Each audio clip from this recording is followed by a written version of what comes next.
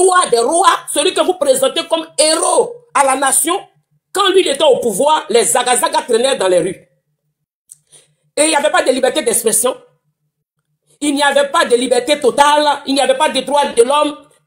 Les Ivoiriens étaient confondus aux braqueurs que eux-mêmes ont donné des armes pour aller faire du boulot. Parce que, rappelons que dans les années 2000, les patriotes appelés dans les rues, Pablé Goudéchal, ceux-là, on leur donnait, ils étaient tous, je ne vais pas dire le nom à cause de Tito, on leur donnait tous des Zagazaga. Et c'était des civils. Donc, parmi eux, là, beaucoup étaient des braqueurs. Ils avaient des Zagazaga sur eux. Donc, ils savaient retrouver les coups des commerçants du Nord. Parce qu'ils savent très bien que les Nordistes sont des grands commerçants. Donc, ils allaient braquer des coups. Oui, ils prenaient, ils dérobaient les biens des personnes. Et quand ça chauffait, c'est des personnes qui arrosaient certaines personnes là-bas. Ça veut dire qu'ils les faisaient ce qu'on appelle le rib. Rib, c'est Dja.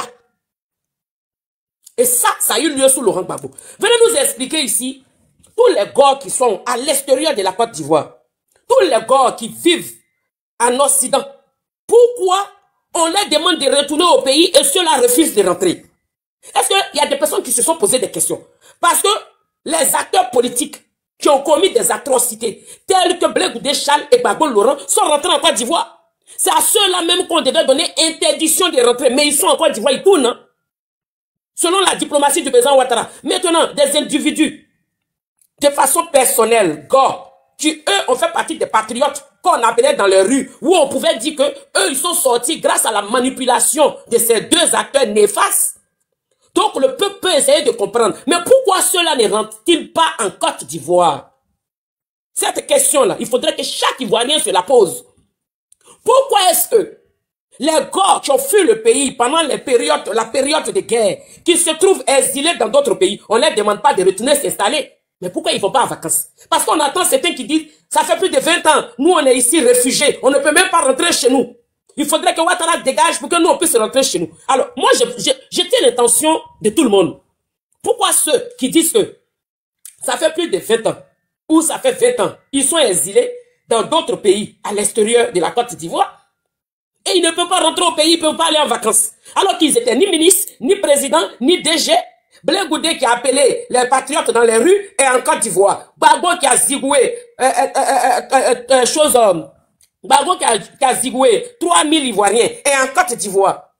Simone Gbagbo qui a fait des choses qui a dit, il faudrait que les femmes qui ont été VL, c'est bien fait pour elles, elles en Côte d'Ivoire. Et pourquoi ces gars qui disent que ça fait 15 ans, ça fait 20 ans, je suis sorti du pays, je ne peux pas retourner, il faudrait que Ouattara dégage pour que je retourne. Expliquez-nous pourquoi vous ne pouvez pas retourner. Parce que vous ne pouvez pas retourner pour une simple raison, ce n'est même pas une histoire politique. Dans le quartier où vous habitez là, les personnes que vous avez rib là-bas, pour voler les biens là, ils ont encore les familles qui sont là, ils n'ont pas déménagé. Même s'il y a eu des décès, ce n'est pas toute la famille qui est décédée. Les personnes que vous avez rib, quand les Zagazaga traînaient dans les rues, quand Blé Goudé a lancé l'appel, celui qui dort, qu'il arrête de dormir. Celui qui mange, qu'il arrête de manger. Sortez. Sortez, prenez votre décès en main. Arrachez le pouvoir. Sortez. Quand Blé Goudé a lancé son appel, là, vous les patriotes qui êtes sortis, là, il vous a donné des Zagazaga. Parce que dans la chanson de Soumbil en 2000, il disait, maman, ça fait pitié. Maman, prie pour ton fils. Les âmes ont rempli la ville. Il n'y a plus de droits de l'homme. Il n'y a plus de liberté d'expression. Ils veulent nettoyer ceux qu'eux-mêmes ils ont mis dans les rues. Les braquets qu'eux-mêmes ont mis dans les rues, ils veulent les nettoyer. Et en les nettoyant, ils les confondent avec la population. L'insécurité existe. Dans la chanson de Soumbil, il a dit ici. Dans la chanson de Soumbil, il a dit ici. Je rejoue la chanson pour une dernière fois. Parce que la locution là, je vais courir avec vous ce matin. Attendez. On reprend ça.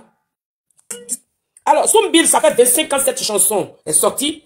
Et 25 ans en arrière, le RHDP n'était pas au pouvoir. Le RDR n'était pas au pouvoir. Le président Ouattara n'était pas au pouvoir. Et c'est Gbagbo qui était au pouvoir. Soumbil a chanté, maman, on est inquiet. Maman, prie pour ton fils. Les Zagazaga ont rempli la ville. On veut nettoyer tout ce qu'on a versé. Et en nettoyant, on nettoie, on se trompe et on nettoie la population avec. Il y a des gens qui ont volé l'argent du pays. On les a laissés sortir avec tout le blé. Mais nous, qui avons faim, Nous, qu'on opprime, si on s'est trompé pour voler un beau flotto quelque part, on nous attrape, on tire sur nous. Soumbil expliquait déjà la misère qui vivait chaque Ivoirien. Les Ivoiriens étaient terrorisés. Alors, je vais m'adresser ici aux corps, avant même de venir sur les papas. Vous les gars qui êtes en Europe, en Italie, qui êtes en France, en Italie, peu importe, dans tous les pays d'Europe, ou même dans d'autres pays en Afrique, vous qui êtes sortis pendant la période géopolitique de la Côte d'Ivoire, qui êtes installés dans d'autres pays ici, vous avez eu des papiers pour la plupart. Pourquoi vous ne partez pas en vacances dans votre pays d'origine?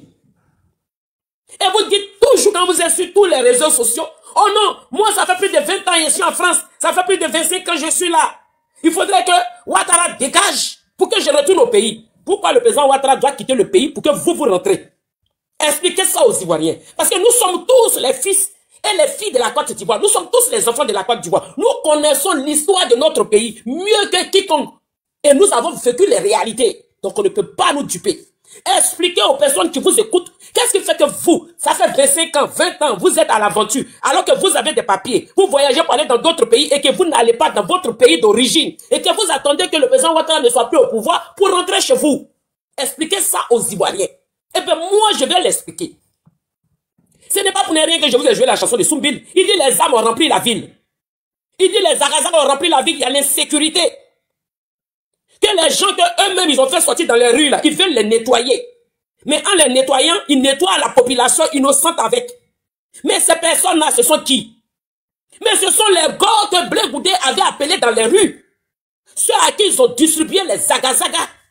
Des civils à qui le gouvernement de Gbagbo a distribué des Zagazagas. Et donc ceux-là, qu'est-ce qu'ils faisaient avec ces Zagazagas? Vu qu'ils sont tribales et xénophobes, ils rentraient dans tous les coups nordistes. Ils savaient très bien que les grands commerçants étaient situés où dans les quartiers. Ils rentraient dans les coups. Ils allaient prendre l'argent. Ils dérobaient les biens de ces derniers-là. Et quand ils finissaient de dérober les biens, pour la plupart, on déjà certains d'entre eux. Et donc, ils ont peur du règlement de compte. Parce que quand ils ont eu des Zagazagas, ces gars-là étaient devenus les militaires en civil, les policiers en civil, les gendarmes en civil de Gbagbo. Dans chaque quartier, ils faisaient des barrages. Qui n'a pas vécu dans son quartier des barrages des gars armés, qui étaient devenus des gendarmes, des militaires en civil, la police en civil? Ce sont ceux-là qui indiquaient les coups. C'est eux-là qui avaient les Zagazagas. Ces deux-là, Soumbil parlait dans la chanson. Les âmes ont rempli la ville. C'est ceux-là, les gars-là, qui étaient sortis dans les rues que Blé Goudé avait fait sortir. C'est ceux-là qui avaient des Zagazagas. Et ceux-là rentraient dans les cours musulmans, les nuits. Chaque soir, ils rentraient dans les cours. Ils allaient dérober les biens. Et ceux qui s'y opposaient, on les jack. C'est pour ça qu'ils sont ici en Europe versés. Ils ne peuvent pas retourner au pays. Aïda, bonjour. Ils ne peuvent pas retourner au pays parce qu'ils ont peur de retourner. Ils ont peur de rentrer. Quand toi, tu es dans ton quartier, tu as déjà 3-4 personnes que tu allais dérober les biens des parents et que tu as déjà un fils, une fille, ou le père d'une personne et que les personnes connaissent la cour de ta famille, ils savent que c'est toi qui as posé l'acte, que tu as pris la fuite, tu es venu en Europe, mais tu vas retourner comment en Côte d'Ivoire? Voici ce qui fait que ces gars-là ne peuvent pas rentrer au pays. Ils ont un rembat personnel qui les attend. Ils ont un rembat personnel qui les attend. Parce qu'ils se disent quoi? Ah, Ouattara au pouvoir. Et les nordistes, on est rentré dans leur cours là, et qu'on a dérobé les agents aux commerçants et puis on les a là. Ils ont les enfants, des petits enfants qui sont là, qui ont grandi, qui savent que nous on a pris la fuite. Si on revient dans le quartier, vu que le président Ouattara au pouvoir, eux là, ils vont nous régler nos comptes, ils vont nous dire. C'est la raison pour laquelle ceux-là ne rentrent pas au pays. Donc, quand vous vous asseyez sur les réseaux sociaux et que vous vous permettez de dire, vous avez peur pour votre vie, le fait qu'il y a l'insécurité en Côte d'Ivoire, la Côte d'Ivoire n'est pas stable, il y a l'insécurité, hein, on a peur de rentrer. C'est pas la vraie version. Il y a l'insécurité, puis Gbagbo Laurent est rentré. Gbagbo Laurent est rentré, il y a l'insécurité. Il y a l'insécurité, Blé Goudé Charles est rentré. Alors que ce sont ceux-là qui vous ont appelé dans les rues. Eux, ils sont à Abidjan. Gbagbo a le temps de faire ses meetings, ses tournées. Oui, il dit qu'il va se battre. On ne leur fait rien. Maintenant, vous, qui n'êtes pas des acteurs connus, parce que les patriotes, c'est le peuple. manipulé qui est sorti dans les rues. On n'a pas répertorié ceux qui sont sortis dans les rues pour dire, toi qui étais sorti dans les rues. Il y a parmi les patriotes là, beaucoup qui vivent au pays, mais on ne les reconnaît pas, il n'y avait pas de caméras, ils ne sont pas répertoriés, où on va dire, mais toi, la dernière fois tu étais dans les rues, sauf quand eux-mêmes ils vont en parler entre eux. Donc vous n'êtes pas répertoriés, on ne vous cherche pas, on sait que c'est le peuple qui a été manipulé par Gbagbo, et ça clique, et claque. Mais pourquoi vous refusez d'aller en vacances au pays, alors que vous avez tous des papiers? Pourquoi vous refusez d'aller en vacances? Mais je ne comprends pas. La logique voudrait que ce sont les acteurs politiques qui aient des problèmes avec le gouvernement en place, ou les forces de l'ordre qui ont commis des atrocités qui doivent être emprisonnés, tels que les Doboblé et autres qui ont été graciés. Mais vous, vous êtes le peuple. Vous êtes des citoyens lambda, des personnes qui n'ont pas été répertoriées puisqu'il n'y avait pas de caméras. Pourquoi vous êtes assis à l'aventure et que vous avez peur de rentrer au pays? Mais le problème ne s'oriente pas vers l'État. Le problème, ce n'est pas parce que la Côte d'Ivoire n'est pas stable comme vous le dites. Le problème, ce n'est pas parce qu'il y a l'insécurité comme vous le dites. Vous avez tout simplement peur de rentrer chez vous parce que dans votre quartier, vous avez zigoué un nordiste commerçant pour prendre son argent. Dans votre quartier, vous avez fait la loi. Vous vous êtes fait passer pour des justiciers. Vous avez zigoué certains de vos amis avec qui vous avez grandi, avec qui vous avez joué. Celui chez qui vous partez manger le mouton de tabaxi. Celui chez qui vous partez boire la bouillie le matin. Celui chez qui vous mangez le séibert, vous buvez le séibert. Celui chez qui vous mangez le soumara à la frite. Vous avez indiqué les coups. Vous avez livré vous-même vos frères avec qui vous avez grandi dans les mêmes quartiers. Avec qui vous avez travaillé, avec qui vous avez joué au billes, avec qui vous avez fait tous les 400 coups. Vous les avez livrés. Par vos systèmes de xénophobie, par votre haine, par vos actes de tribalisme. Vous avez volé chez eux. Quand on vous a reconnu, vous les avez ôté la vie. C'est ce qui fait que vous ne retournez pas.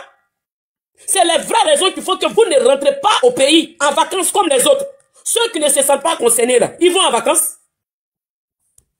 Il y a plein de gars en France ici qui sont sortis pendant les événements. Ceux qui ne se sentent pas concernés, qui n'ont pas livré leurs amis d'enfance, ceux qui n'ont pas pris les zagazagas pour rendre justice, ceux qui ne sont pas allés voler déjà les gens, rentrent. Ils vont en vacances, ils sont pleins qui vont en vacances. Pourquoi vous ne rentrez pas? Expliquez ça aux gens. Je vous ai dit, dans mon mode de sensibilisation, le plus naïf, plus bas que terre, va comprendre mon message. Chaque Ivoirien sera sensibilisé et appelé à la conscientisation. Faire la part des choses, faire des analyses et vous dévoiler. Oui, ma mission est celle-ci, de sensibiliser contre vents et marées, sensibiliser avec la vérité, la réalité et ce qui est factuel. C'est une question que chaque Ivoirien doit se poser. Pourquoi vous, qui êtes en train de dire, il faut que Ouattara dégage. Si Ouattara ne dégage pas, on n'est pas en sécurité, le pays n'est pas stable. Gbagbo est au pays. Il fait ses discours guerriers. Il veut même se battre. Blé Goudé est au pays. Pourtant, ceux-là ont été l'acteur majeur. Les Dogo Blé sont là-bas. Tous les autres acteurs sont au pays. Pour la plupart. Maintenant, vous, qui êtes les citoyens lambda, qui n'avez pas un nom qui est répertorié, vous, où il n'y avait pas de caméra pour dire, la caméra a filmé le groupe de personnes, donc leurs visages sont reconnus, ils sont recherchés. C'est-à-dire que vous passez crème. Pourquoi vous ne rentrez pas pour aller faire les vacances avec vos familles? Ça fait 20 ans, 25 ans, vous êtes cloîtrés dans un autre pays. Vous avez les papiers, vous regardez tout à travers WhatsApp et TikTok et Facebook et YouTube. Mais vous ne rentrez pas. Pourquoi? Parce que vous avez été les hors-la-loi. Vous vous êtes pris comme Dieu. Vous êtes mis même au-dessus de Dieu pour certains. Vous avez ôté la vie à des personnes dans les quartiers où vous habitez. Vous avez fait des règlements de compte dans les quartiers où vous habitez, en volant. Soumbil dit, les Zagazagas ont rempli la ville. L'insécurité est dans la ville. Maman, ça fait pitié. Maman, je crains pour ma vie. Maman, prie pour moi. Dans sa chanson, Zamakro. Maman, prie pour moi. Maman, je crains pour ma vie. Maman, l'insécurité est là. Maman, ils sont en train de nettoyer tous ceux qu'ils ont mis dans les rues. Ceux à qui ils ont donné les Zagazagas, qui braquaient.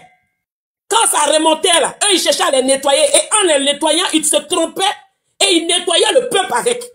L'insécurité y était. Maman, prie pour ton fils. Maman, ça fait pitié, ça fait peur. Soumbil l'a chanté. Pourquoi Soumbil l'avait chanté? Pourquoi Soumbil l'avait chanté? Mais pourtant, Soumbil, là, il a chanté dans vos trucs de patriotes avec les pattes Sako. Mais il a aussi chanté cette chanson. Il a aussi chanté cette chanson. où il racontait l'histoire des Ivoiriens. Alors donc, vous qui êtes assis ici en Europe, vous les gars, 2 secondes, attendez.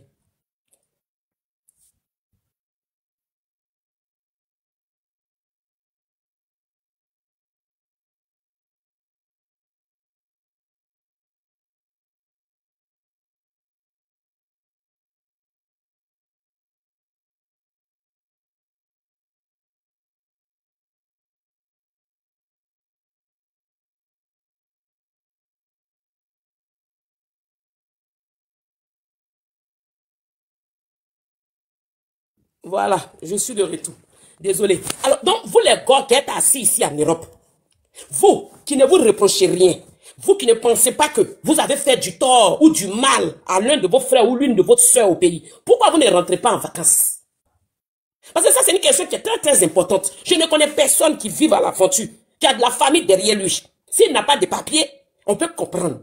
Mais si la personne a un papier qui l'autorise à voyager, aller voir sa famille, pourquoi vous ne rentrez pas au pays? Et vous êtes assis ici, vous attendez une seule chose, que le président Ouattara dégage du pouvoir pour que vous rentrez au pays. Pourquoi vous attendez que le président Ouattara dégage du pouvoir? Et pourquoi vous voulez que Laurent Gbagbo redevienne président de la République? Parce que ce sont ceux-là qui sont sur la toile, sur TikTok, sur Facebook, sur tous les réseaux sociaux, qui incitent à la haine, à la désinformation, à la manipulation, qui disent que Gbagbo président ou rien. Ce sont ceux-là qui veulent que Gbagbo redevienne président.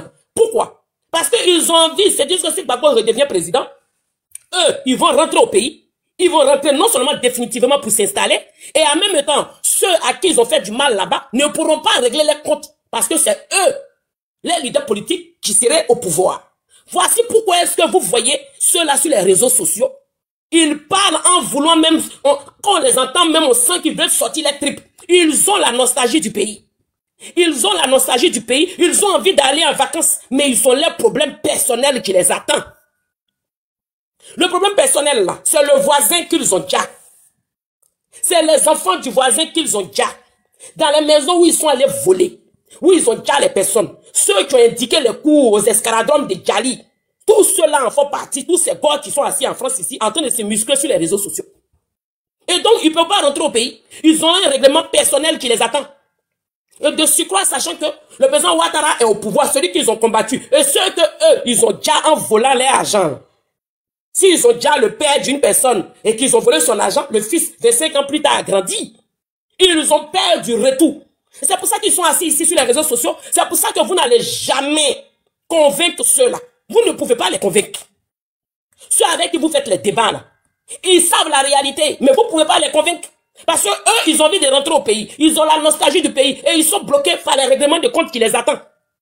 Et donc, comment voulez-vous convaincre ces gens de personnes qui, eux, ils savent la réalité, mais ils savent très bien qu'ils ne peuvent pas rentrer au pays parce qu'ils ont un règlement de compte qui les attend. Vous allez les convaincre avec quoi? Et vous allez les convaincre pour les dire non. Le président, je vous ai dit ici, même si le président Ouattara construit des WC publics comme basilique, c'est-à-dire qu'il construit WC publics à la trempe de la basilique dans tous les cours des gars, ils ne vont pas l'aimer.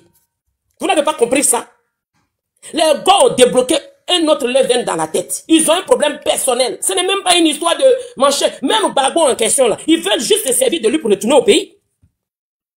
Ils veulent juste se servir de Gbagbo pour retourner au pays. Donc ceux-là, quand ils montent sur vos panels, vous ne pouvez rien leur apprendre. Tout ce que vous allez leur dire, ils vont trouver une faille dedans et le déposer ou l'entreposer quelque part. Parce qu'ils ont une réalité. Ils ont un véritable problème. Et le véritable problème là, c'est ce que je viens de vous expliquer là. Expliquez-nous. Comment Charles Blé Goudé, qui vous a appelé dans les rues autrefois, est à Abidjan. Gbagbo Laurent, qui vous a appelé autrefois, est au pays. Et vous, que personne ne connaît dans la politique, qui avez été manipulé, qui êtes sorti dans les rues, vous refusez de rentrer depuis 25 ans. Vous pouvez nous expliquer ça? Le véritable problème, c'est ce que je viens de dire. Les règlements de compte les attendent. Alors, donc, maintenant, on va aller dans le cas de Gbagbo Laurent. Dans le cas de Gbagbo Laurent, je ne comprends pas ce monsieur-là. C'est-à-dire que Gbagbo Laurent, déjà, une personne qui ne dit pas vrai. Moi, je vous dis, nous, on va faire les recherches tout le temps avant de sortir pour parler. Hein. On ne va pas parler dans le billard ou dans le vide. Gbagbo Laurent dit que il veut qu'on se batte. Alors, on va se battre. On va se battre pour récupérer le pouvoir. On va se battre pour récupérer les Ivoiriens. On va se battre pour récupérer notre pays. Mais Gbagbo Laurent, la bataille, tu l'as fait depuis les années 1969. C'est depuis 1969 que Gbagbo Laurent fait la bataille. De 1969 à maintenant, dans cette bataille-là, que as-tu perçu réellement? Quel changement positif que ta bataille t'a donné? Parce que, je vais vous rappeler, pour la première fois que Gbagbo Laurent va en prison, c'est en 1969. Gbagbo Laurent a été emprisonné en 1969 à Akwedo, ancien camp d'Akwedo. Gbagbo Laurent a été fait prisonnier en 1969 à Akwedo. Pour votre gouvernement, je vous dis ça. Et je vais vous lire ici les premiers partis politiques de l'opposition. Enfin, après celui de Sanogo. Alors, écoutons bien, dans les années 1990, le 31 mai 1990, le Conseil des ministres autorise la signature des récépissés à remettre à 9 partis repris dans l'ordre de déclaration enregistrée. Numéro 1, le FPI, Front Populaire Ivoirien. Numéro 2, le PRCI, Parti républicain de Côte d'Ivoire. Numéro 3, le PIT, Parti ivoirien des travailleurs. Numéro 4, le USD, Union socio-démocrate. Numéro 5, on a aussi le PSI, Parti socialiste ivoirien. Numéro 6, nous avons le PDS, Parti pour le développement solidaire. Numéro 7, nous avons le PNS, Parti national socialiste. Numéro 8, nous avons le PSD, Parti social-démocrate. Numéro 9, nous avons le PUP, Parti de l'unité populaire. Alors, il y a 9 partis politiques qui ont eu les récépissés en 1990. Ça a été publié par le journal Horizon de cette époque. Alors, cherchez le journal Horizon des années 1990. Vous tapez journal Horizon. Je vous donne les liens tous les jours. Vous tapez journal Horizon des années 1990 qui parle des partis politiques qui ont été reconnus en 1990 par Houphouët-Boigny, qui ont eu les récépissés. Je reprends le récit. Nous allons aller, et Gbagbo, on va lui donner sa vraie position dans cette histoire. Alors, les premiers partis d'opposition, le 31 mai 1990, le Conseil des ministres autorise la signature des récépissés à remettre 9 partis repris dans l'ordre des déclarations enregistrées. Numéro 1, FPI, Front Populaire Ivoirien. Numéro 2, PRCI, Parti républicain de Côte d'Ivoire. Numéro 3, PIT, Parti ivoirien des travailleurs. Numéro 4, USD, Union socio-démocrate. Numéro 5, PSI, Parti socialiste ivoirien. Numéro 6, PDS, Parti pour le développement solidaire. Numéro 7, PNS, Parti national socialiste. Numéro 8, PSD, Parti social-démocrate. Numéro 9, qui est le dernier, PUP, Parti de l'unité populaire. Et on nous dit ici, un an plus tard, en mai 1991, l'opposition comptait 40 partis politiques et 19 titres de journaux, contre 3 pour le pouvoir. Alors, je vous parle des années 90, où des partis politiques ont été reconnus par Houphouët-Boigny. Alors, nous allons encore aller ici, voilà, pour lire l'histoire. En 1969, la première fois que Gbagbo franchit, est arrêté et mis en prison, c'est en 1969. Alors, le 31 mai 1969, une date remarquable par le discours de Laurent Gbagbo. Il y a 56 ans, on va dire 57 ans, nous sommes en 2024 parce que ça a été publié il y a un an. Donc, il y avait un an de cela, ça faisait 56 ans. Aujourd'hui, ça fait 57 ans. Il y a 57 ans, jour pour jour, le jeune Laurent Gbagbo, alors étudiant en histoire à l'université d'Abidjan, retrouva la liberté le jour de ses 24 ans. Populaire auprès des camarades de Gbagbo, étant pressenti pour devenir le prochain président de l'UNEXI, syndicat étudiant fondé en 1963 sous le contrôle du PDCI. Mais son image d'opposant au régime dérange le pouvoir. Dissout l'UNEXI et met en place un nouveau mouvement, le MESI, dirigé par Alphonse Diédié Madi. Alors, le 18 mai 1969, la création du MESI provoque une vague de protestation de certains étudiants. Certains étudiants bloquent l'accès aux amphithéâtres. L'armée intervient. Le 19 mai, Gbagbo et plusieurs leaders étudiants sont arrêtés et envoyés au camp militaire d'Akwedo. Le 29 mai, il adresse plutôt une lettre d'excuse au président Houphouët-Boigny. Le 31 mai, le président Houphouët-Boigny, prenant la parole devant la nation, dans un discours mémorable au stade qui porte son nom, pour annoncer la libération des étudiants emprisonnés. Donc, Laurent Gbagbo et surtout pour leur accorder plutôt le pardon, surtout pour leur accorder le pardon. À tout moment, aux plusieurs coupables, aux apprentis commandos, nous accordons le pardon de la Côte d'Ivoire.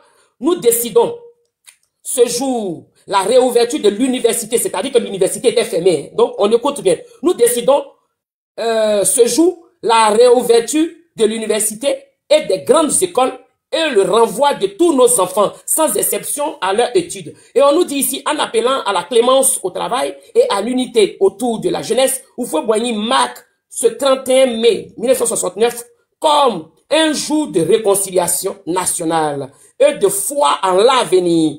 Nous devons entendre l'appel de la clémence et tous, et surtout la voix de la Côte d'Ivoire, pays de la liberté et de l'amour fraternel. L'université réouvre ses portes, les cours reprennent et la Côte d'Ivoire écrit une nouvelle page dans son histoire avec comme boussole le pardon, la fraternité et la confiance. Sauf que ces trois mots-là sont insignifiants pour Gbagbo Laurent. Alors, ça, c'est en 1969. Gbagbo a été arrêté pour la première fois qu'il fait la prison, c'est en 1969 et c'est à la prison, enfin, c'est à Kwedo qu'il a été incarcéré. Alors, nous revenons ici, rapidement, hein, vous allez comprendre pourquoi je vous fais toutes ces lectures qui est vraiment très important. Alors, le même Gbagbo Laurent nous a dit que lui, dans les années, attendez, hein, 2 secondes, rapidement, nous on n'aime pas le mensonge, donc on va établir les choses. Gbagbo Laurent nous a dit qu'en 1969, son fils, Michel Gbagbo, naissait à Lyon, d'une mère qui s'appelle Jacqueline Chamoise, alors que Gbagbo n'avait jamais mis les pieds en France dans ces années 1969. Et Jacqueline Chamoise n'est jamais venue en Côte d'Ivoire. La première fois qu'elle met ses pieds en Côte d'Ivoire, c'est en 2012, quand son fils Michel Gbagbo est arrêté. Donc pour moi, ces histoires-là, il y a père adoptif dedans. On va revenir plus tard, il y a une histoire de père adoptif. Alors, on va revenir plus tard. Alors, nous revenons ici, hein, ce qui est plus important et intéressant, nous allons développer cela. Alors, Gbagbo Laurent nous dit qu'en 1969, il était étudiant au lycée, enfin, à l'université de Cocody. Et en même temps, Gbagbo Laurent nous explique qu'il a été professeur en 1970 au lycée classique d'Abidjan. Alors, je vais faire ce parcours-là rapidement pour démontrer qui est l'homme. Fausseté, désinformation, manipulation, trouble, mensonge, diffamation et bien d'autres. Alors, je donne un peu l'aspect de l'homme, hein, l'aspect de Gbagbo Laurent, pour que ceux qui nous prennent en marche et ceux qui nous écoutent sachent que tout ce qui vient de la part de Gbagbo, tout ce que Gbagbo va dire est rempli et enveloppé de mensonges. Et on ne va pas laisser la nouvelle génération propager ce mensonge-là et pour pouvoir transmettre cela à leurs enfants plus tard. Alors ce mensonge-là, nous allons briser cette glace-là. Ce mensonge a assez duré. Alors, Gbagbo nous dit, regardez, en 69, il est étudiant à l'université de Cocody. Oui, il s'est fait arrêter. Oui, il est emprisonné pour la première fois au camp d'Akwedo. Gbagbo nous dit, en 1970, il a été professeur d'histoire au lycée classique d'Abidjan. Très intéressant. Alors, nous allons venir ici. Je vais vous citer ici, le lycée classique d'Abidjan a été vraiment reconnu comme lycée classique d'Abidjan en quelle année? Alors ici, nous avons, je lis, hein, le lycée classique d'Abidjan. Cet établissement a ouvert ses portes la même année que l'école normale de Dabou. Le lycée existait déjà depuis 4 ans, sous un autre nom, cours secondaire protestante d'Abidjan, situé dans les locaux de l'accueil collégien, collège moderne plutôt du plateau. Il était uniquement réservé aux Européens en 1949. Il est transféré à Cocody sous le nom de collège classique d'Abidjan et il devient lycée classique d'Abidjan en 1966 avec des classes ayant la 4e à la terminale. C'est à partir de 1969 qu'il épouse sa structure actuelle avec des classes de seconde, première et terminale. Sur la photo d'illustre le lycée classique en 1949, on reconnaît le boulevard Latry. Alors, voici ce qui nous explique le lycée classique d'Abidjan. Maintenant, nous allons voir Gbagbo ici, qui nous dit « Formation, Gbagbo Laurent commence ses études à l'école primaire publique du plateau, à Agoville, où son père exerce sa profession en obtenant son baccalauréat au lycée classique à Cocody en 1965, puis une licence d'histoire à l'université d'Abidjan. En 1969, il devient en 1970 professeur d'histoire au lycée classique d'Abidjan. C'est pas possible. Ce n'est pas possible. Il ne peut pas être professeur d'histoire. Parce que lui, il nous dit qu'il a eu un doctorat en histoire. Alors, pour avoir un doctorat en histoire, il faut faire au moins 7 années d'études pour le doctorat. Alors, donc, nous allons passer, après la licence, nous allons passer la maîtrise. Après la maîtrise, nous allons au diplôme de doctorat. Et donc, Gbagbo nous dit, en 69, il était étudiant. Donc, il a eu son doctorat, soi-disant, en 1969. Et donc, c'est impossible. S'il était étudiant en 1969 à l'université de Cocody, ça veut dire que là-bas, en 1969, il devait être en train de passer peut-être la licence. Est-ce que vous comprenez? Et la licence, ce n'est pas un doctorat. Et donc, il ne peut pas sortir de là-bas avec une licence, si jamais il a eu une licence, bien entendu, pour être professeur d'histoire au lycée classique d'Abidjan en 1970. C'est pas possible. Mensonge. Et donc, je suis allé faire des recherches. J'ai cherché le nom de tous les professeurs du lycée classique d'Abidjan des années 1970. Et même jusqu'aux années 1980, jusqu'en 2011.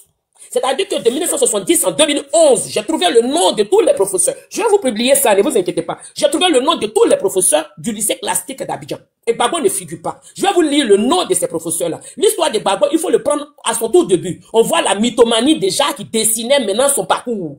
C'est pour ça que je vous prends au tout début. Alors, nous avons ici le lycée classique d'Abidjan de 1970 à nos jours.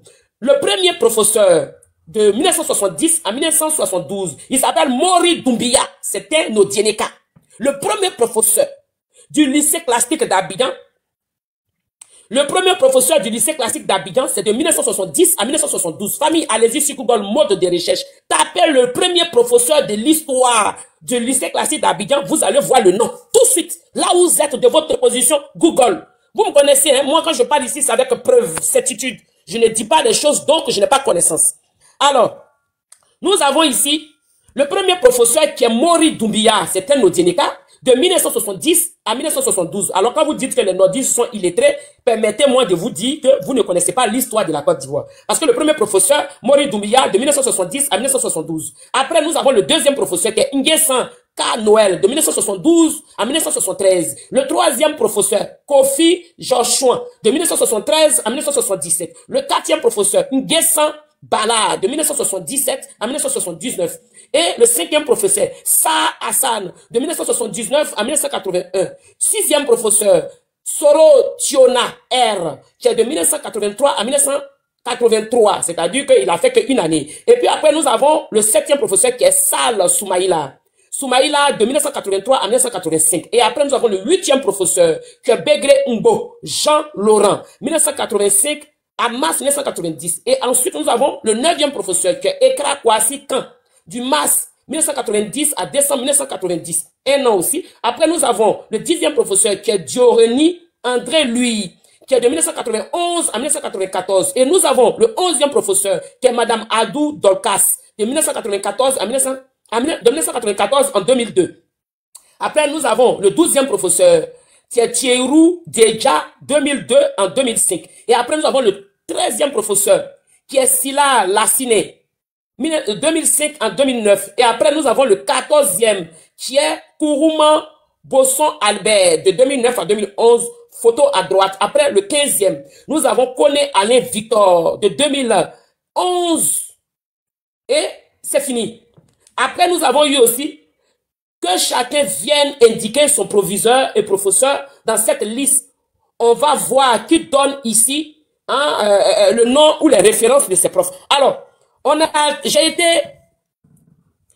fruiné pour comprendre, parce que normalement, le nom de Gbagbo doit figurer.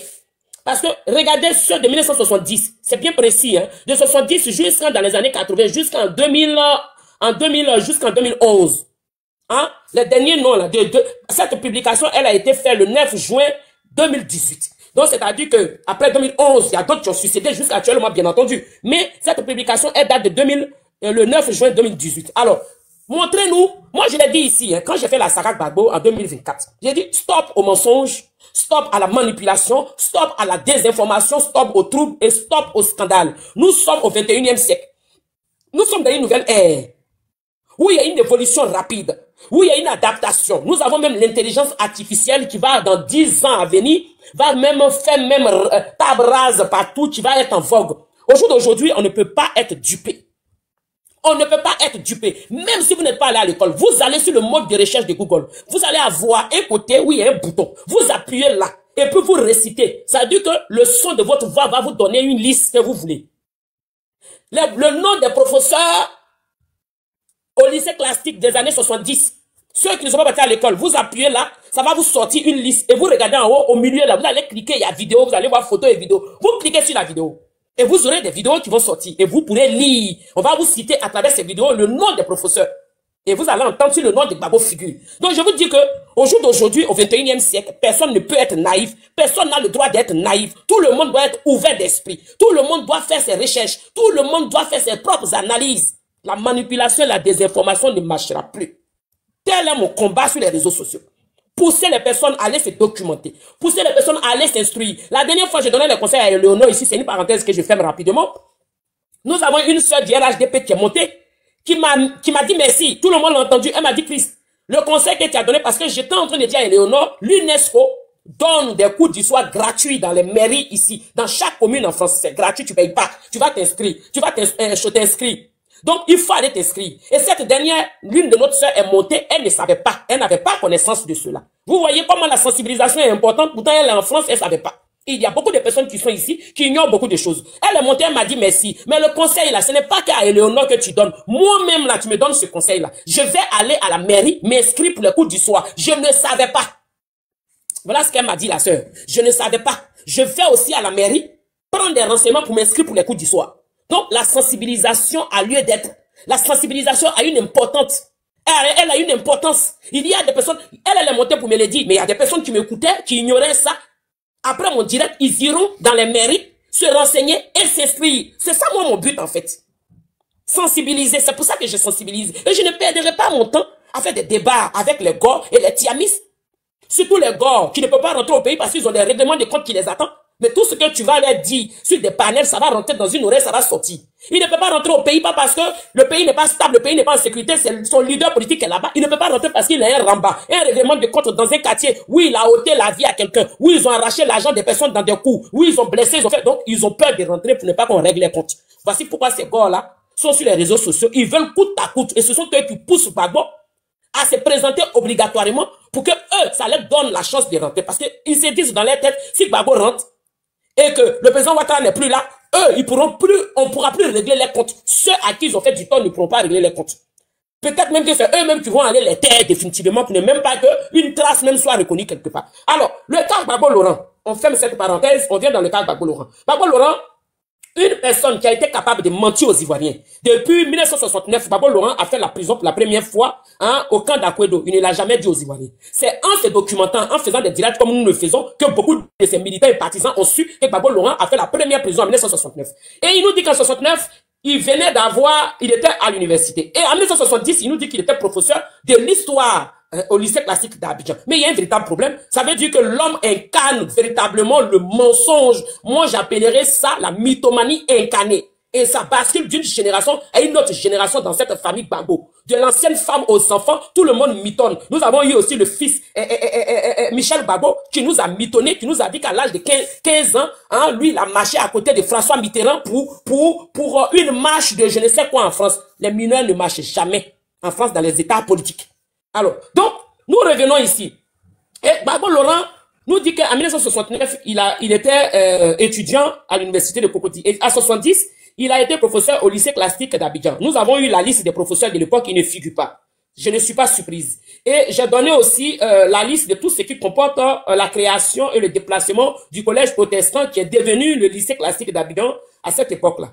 Alors, nous y revenons là. On va aller rapidement voir ceci. Hein. Voilà, nous allons écouter ceci. Je vous ai dit que dans ces années-là, il y avait eu un coup d'État qui avait été orchestré et Gbagbo Laurent était cité.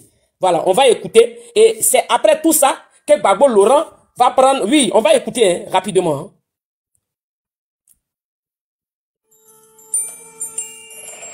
Véritable ambiance de coup d'État militaire ce matin à Abidjan, où les jeunes recrues ont littéralement fondu sur les points stratégiques de la capitale économique ivoirienne, prenant de surprise toutes les autorités. Alors qu'il est, les mutins occupent à Cocody le siège de la télévision et n'hésitent pas à tirer en l'air pour intimider les policiers qui voudraient s'approcher. Dans la nuit du 13 au 14 mai 1990, le ministre Jean Konan-Banny fait face à la première mutinerie de cette armée qu'il a vu naître. De suivre le ministre de la Défense, M. Jean Konan-Banny, qui fait le point sur la situation.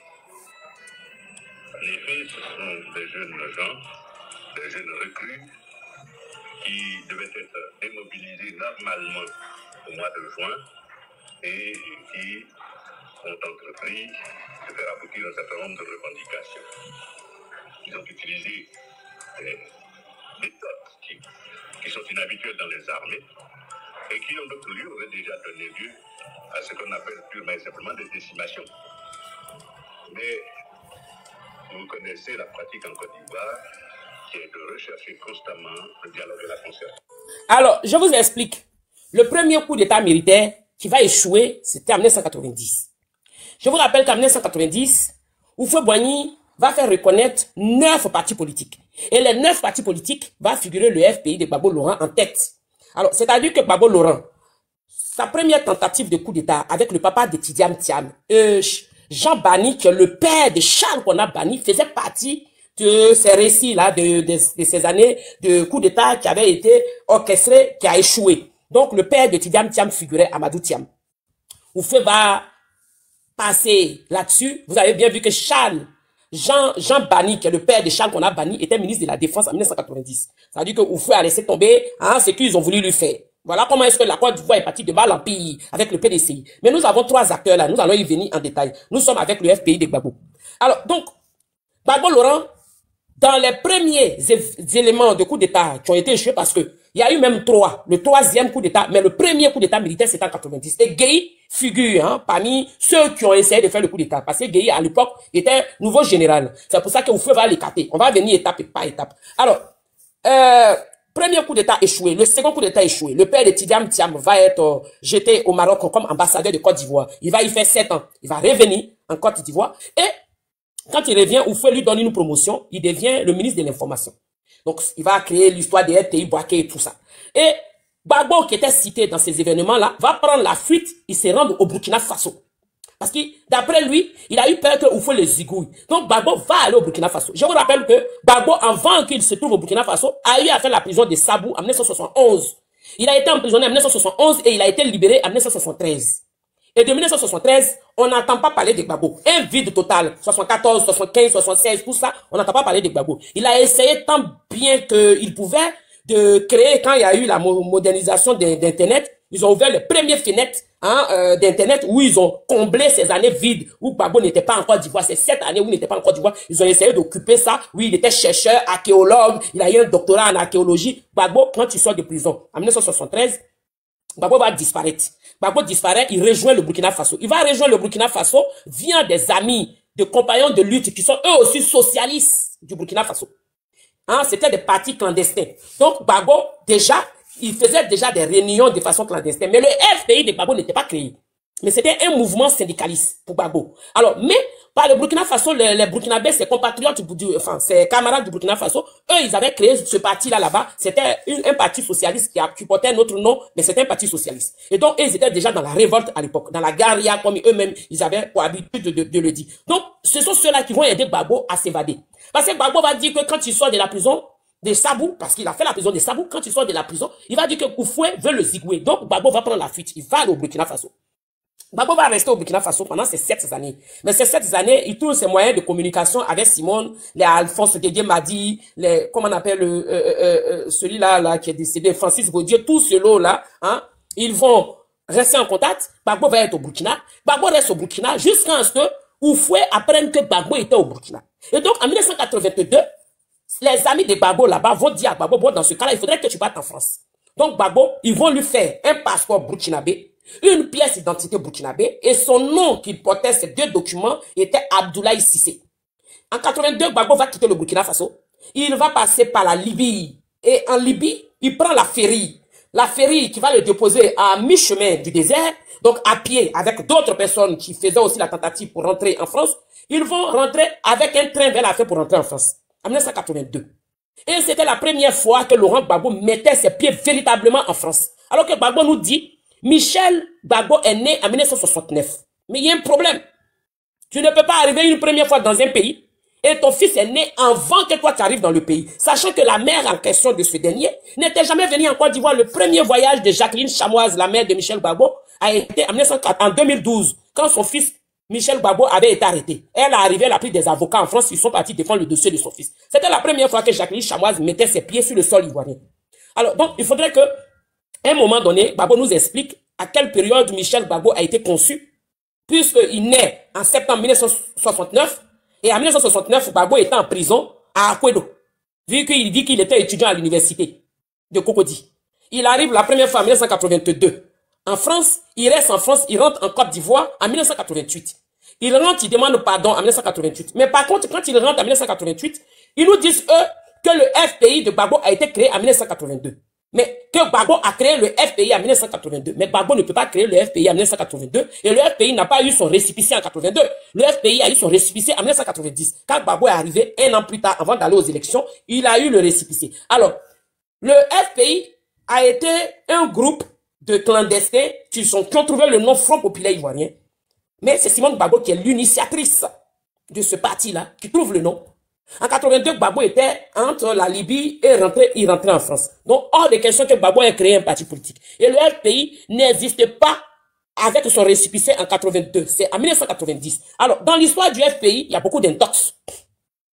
Il y a beaucoup d'intox, un parti politique qui désinforme, qui de surcroît ment aux Ivoiriens, c'est un parti politique qui aura de mensonges, qui ira de mensonges, de pire en pire, de mensonges en mensonges, qui t'a même désinstallé même beaucoup de choses pour atteindre les buts.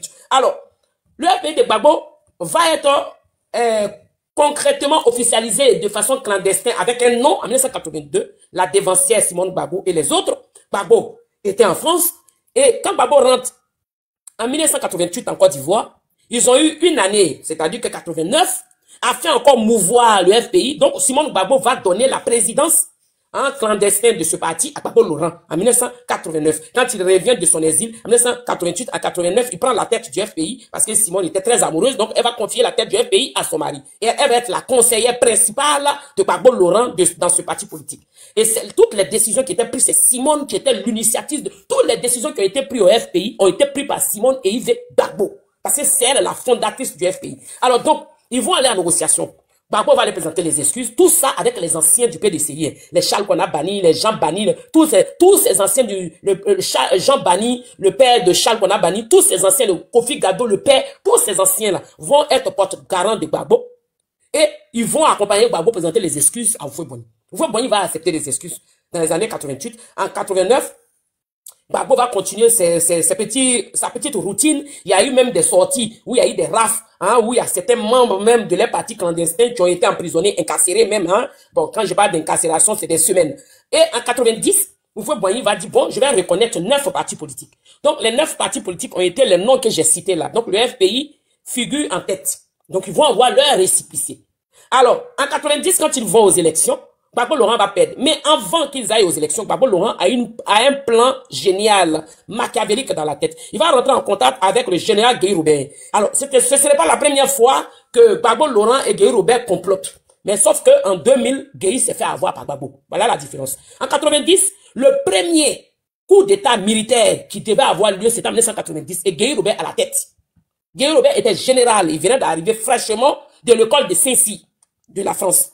L'école qui forme des officiers supérieurs, les généraux de l'armée et autres. Guéhi Robert a à peine arrivé. Et Guéhi Robert avait des envies de devenir aussi président de la République. Donc, il va aller en accord avec Laurent Gbagbo. Donc, en 90, donc la vidéo que nous venons d'écouter, je vais la publier sur ma page plus tard. Et nous allons réécouter ça. Écoutons bien. Délicate ambiance de coup d'état militaire ce matin à Abidjan, où les jeunes recrues ont littéralement fondu sur les points stratégiques de la capitale économique ivoirienne, prenant de surprise toutes les autorités. Alors qu'il est, les militaires occupent à Cocody le siège de la télévision et n'hésitent pas à tirer en l'air pour intimider les policiers qui voudraient s'approcher. Dans la nuit du 13 au 14 mai 1990, le ministre Jean Konan-Banny fait face à la première mutinerie de cette armée qu'il a vue naître. De suivre le ministre de la Défense, M. Jean Konan-Banny, qui fait le point sur la situation. En effet, ce sont des jeunes gens, des jeunes recrues, qui devaient être démobilisés normalement au mois de juin et qui ont entrepris de faire aboutir un certain nombre de revendications. Ils ont utilisé des méthodes qui sont inhabituelles dans les armées et qui, en d'autres lieux, auraient déjà donné lieu à ce qu'on appelle purement et simplement des décimations. Ok. Alors, en 1990, Gbagbo Laurent, qu'il savait déjà qu'il allait perdre les élections face à Houphouët-Boigny, va se rassurer d'un mouvement. C'est-à-dire que la sortie des étudiants de la FESI dans les rues en 1990, il n'y avait pas que la sortie des étudiants. Il y avait deux événements. Il y avait deux protestations, deux événements clés. Il y avait la sortie de la FESI dans les rues et il y avait aussi le coup d'État des militaires qui étaient préparés. Et tout ça a été orchestré. Encore, Jean Bani, le ministre de la Défense, même qui a parlé là, son nom a été cité dans cet événement-là, de 1990. Jean Bani, le père de Charles Konan Bani, son nom, il était le ministre de la Défense à l'époque, son nom a été cité. Il y avait l'orchestration de tous ces événements-là. Gbagbo Laurent va aller vers général Guéhi Robert, hein, convaincre Guéhi Robert. Donc, les militaires vont sortir. Ils ont même été à la RTI pour la gouverner. Alors, ils ont été à la RTI et à la RTI, ont pris la parole. Ils voulaient prendre, ils ont pris la RTI hein, à cette époque, en 1990. Et pendant ce temps, on avait de l'autre côté les éléments de la FESI qui sortaient déjà pour l'événement de Gbagbo a perdu les élections. Alors, quand Gbagbo savait qu'en 1990, il allait partir aux élections avec Houphouët-Boigny, Gbagbo savait déjà d'emblée qu'il allait perdre les élections. Il le savait. Parce que tout le monde était PDCI à l'époque. Il ne pouvait pas faire le poids devant Houphouët. Mais Gbagbo, c'était pas aller aux élections qui l'intéressait. C'est la même chose qui se reproduit avec le PDCI, avec Tidiane Tiamé. Je vais revenir sur ça tout de suite, je vais vous expliquer les raisons. Gbagbo savait qu'il allait perdre les élections en 1990. Mais Gbagbo, le fait d'aller aux élections, il rentrait dans l'histoire, il voulait juste avoir un symbole historique. Mais c'était pas ça l'initiation réelle de Gbagbo Laurent. Puisqu'il savait qu'il allait perdre les élections, il s'en foutait complètement même d'aller aux élections. Ce que Gbagbo voulait faire, c'était de tromper la vigilance d'Houphouët, faire un coup d'État et s'asseoir. Mais sauf que ça n'a pas marché. Parce que le premier coup d'État militaire, donc on va entendre parler, c'est en 1990. Ils ont pris la RTI. Ils ont pris la RTI, mais Dieu merci, ça n'est pas allé loin, ces militaires ont été arrêtés. Voilà, c'est pour cette raison que Houphouët-Boigny va retirer Guéhi Robert. Guéhi Robert était mis en résidence surveillée au temps d'Houphouët. Allez-y dans l'histoire de la Côte d'Ivoire, tapez dans Google, mode de recherche, je vous ramène toujours. Guéhi Robert va être en résidence surveillée à Kabakouma. Quand Houphouët décédait en 1993, Guéhi Robert était à Kabakouma, dans son village. Guéhi Robert a été mis en résidence surveillée à Kabakouma. Pourquoi? Parce que Houphouët-Boigny savait que c'était Guéhi Robert qui était devant. Et dans ses recherches, découvre que Guéhi Robert avait comploté avec Gbagbo et c'était membre de son gouvernement tel que le père de Charles Konan Bani, qui est Jean Bani et d'autres. Et Houphouët, à l'époque, c'était pas quelqu'un qui aimait le scandale. Il avait honte, il ne voulait pas que les pays voisins se moquent de lui. Donc, il va fermer l'œil sur tout ça. Il va fermer l'œil tout ça. Il va ranger tout ça au placard. Allez-y, le palais de justice. Moi, j'ai fait des recherches. Le palais de justice, le tribunal de Yamoussoukro. Où sont passés Krangbe Nyangbe, où sont passés Gbagbo Laurent, où sont toutes ces personnes qui ont été interrogées au tribunal de Yamoussoukro, au tribunal d'assises de Yamoussoukro. Ils ont tous leurs noms qui figurent sur une liste. Ils ont tous leurs noms qui figurent sur une liste. Certains ont fait 2 semaines, certains ont fait 1 mois, certains ont fait 3 mois, certains ont fait 2 ans de prison. Le père de Tidjane Thiam, par exemple, a fait 1 mois de prison. Et après, ils se sont arrangés là-bas entre eux, il faut la nommer comme ambassadeur au Maroc, à Rabat. Et Jean Bani a été pardonné. C'est-à-dire que, quand je vous dis ici que le véritable problème que nous avons eu en Côte d'Ivoire, c'est le PDCI RDA qui nous a instauré le problème là. C'est le problème qui est là. Parce que si Houphouët avait réglé ces problèmes-là, on n'allait pas revivre cette situation, on n'allait pas perdre 3000 personnes en Côte d'Ivoire en 2000. Parce que Gbagbo n'a fait que répéter ce qu'il n'a pas réussi à faire dans les années 90. Gbagbo, il a répété l'histoire. Ce qu'il n'a pas réussi à faire dans les années 90, Gbagbo va le répéter. Parce que Gbagbo Laurent, on lui a expliqué la mauvaise histoire que Houphouët-Boigny a zigoué Krangbe Nyangbe. Mais sauf qu'on n'explique pas à Gbagbo qu'est-ce que Krangbe Nyangbe avait fait. Krangbe Nyangbe, à l'époque, a voulu faire un coup d'État à Houphouët-Boigny aussi, avec l'URSS qui aujourd'hui la Russie, qui est déportée au Mali, au Niger et au Burkina Faso. L'URSS qui est la Russie aujourd'hui, avait donné des zagazaga à Krangbe Nyangbe parce que eux, ils voulaient récupérer le port d'Abidjan. Le port d'Abidjan, là, c'est pas aujourd'hui que les gens cherchent à récupérer. C'est depuis le temps des années 1960 là-bas. Que le port d'Abidjan, les gens veulent récupérer. Parce qu'ils se disent que s'ils arrivent à récupérer le centre d'Abidjan, ils pourront faire les trafics facilement de tout ce qu'ils veulent. Ils ont besoin d'un coin maritime. Et le coin maritime qui est au top au sein de l'Afrique de l'Ouest, c'est la Côte d'Ivoire. Et donc, Houphouët-Boigny à l'époque, quand il va aller en accord avec la France, d'ailleurs, je vais vous lire les articles ici qui vont dans ce sens. Houphouët-Boigny, quand il va aller en accord avec la France, va demander la protection française. Et donc, la protection française, les agents secrets français surveillaient aux alentours. Donc, tout ce qui s'est passé là, ils colportaient ça au fouet. Et c'est comme ça que le nom de Krangbe Nyambé va être cité. Krangbe Nyambé va être cité avec Biaka Bouda. Ils vont être cités parce que ceux-là avaient accepté l'argent de l'URSF qui est la Russie et les zagazagas qu'on leur avait donné pour shooter au fouet. Parce que eux aussi, à un moment donné, comme Houphouët a eu l'indépendance de la Côte d'Ivoire, ils se sont dit, mais pourquoi Houphouët va encore traiter avec la France? Ils voulaient que Houphouët fasse ce que le Mali, la Guinée équatoriale, Guinée-Conakry plutôt, et le Niger faisait, avec le Bénin faisait à la France. Eux, ils avaient donné dos, ils combattaient le colon. Et Houphouët voulait construire la Côte d'Ivoire, donc lui, il avait son plan. Il savait que la France était plus forte que lui. Mais comment tu peux combattre un ennemi qui est plus fort que toi? Mais il va t'écraser. Même jusqu'à actuellement où nous sommes, nous, on ne peut pas combattre la France avec tout ce que le président Ouattara a fait là. Actuellement, on ne peut pas combattre la France. Houphouët, lui, il avait compris cela. Quand il sort de la réunion de « on va combattre la France », Houphouët va prendre une autre décision.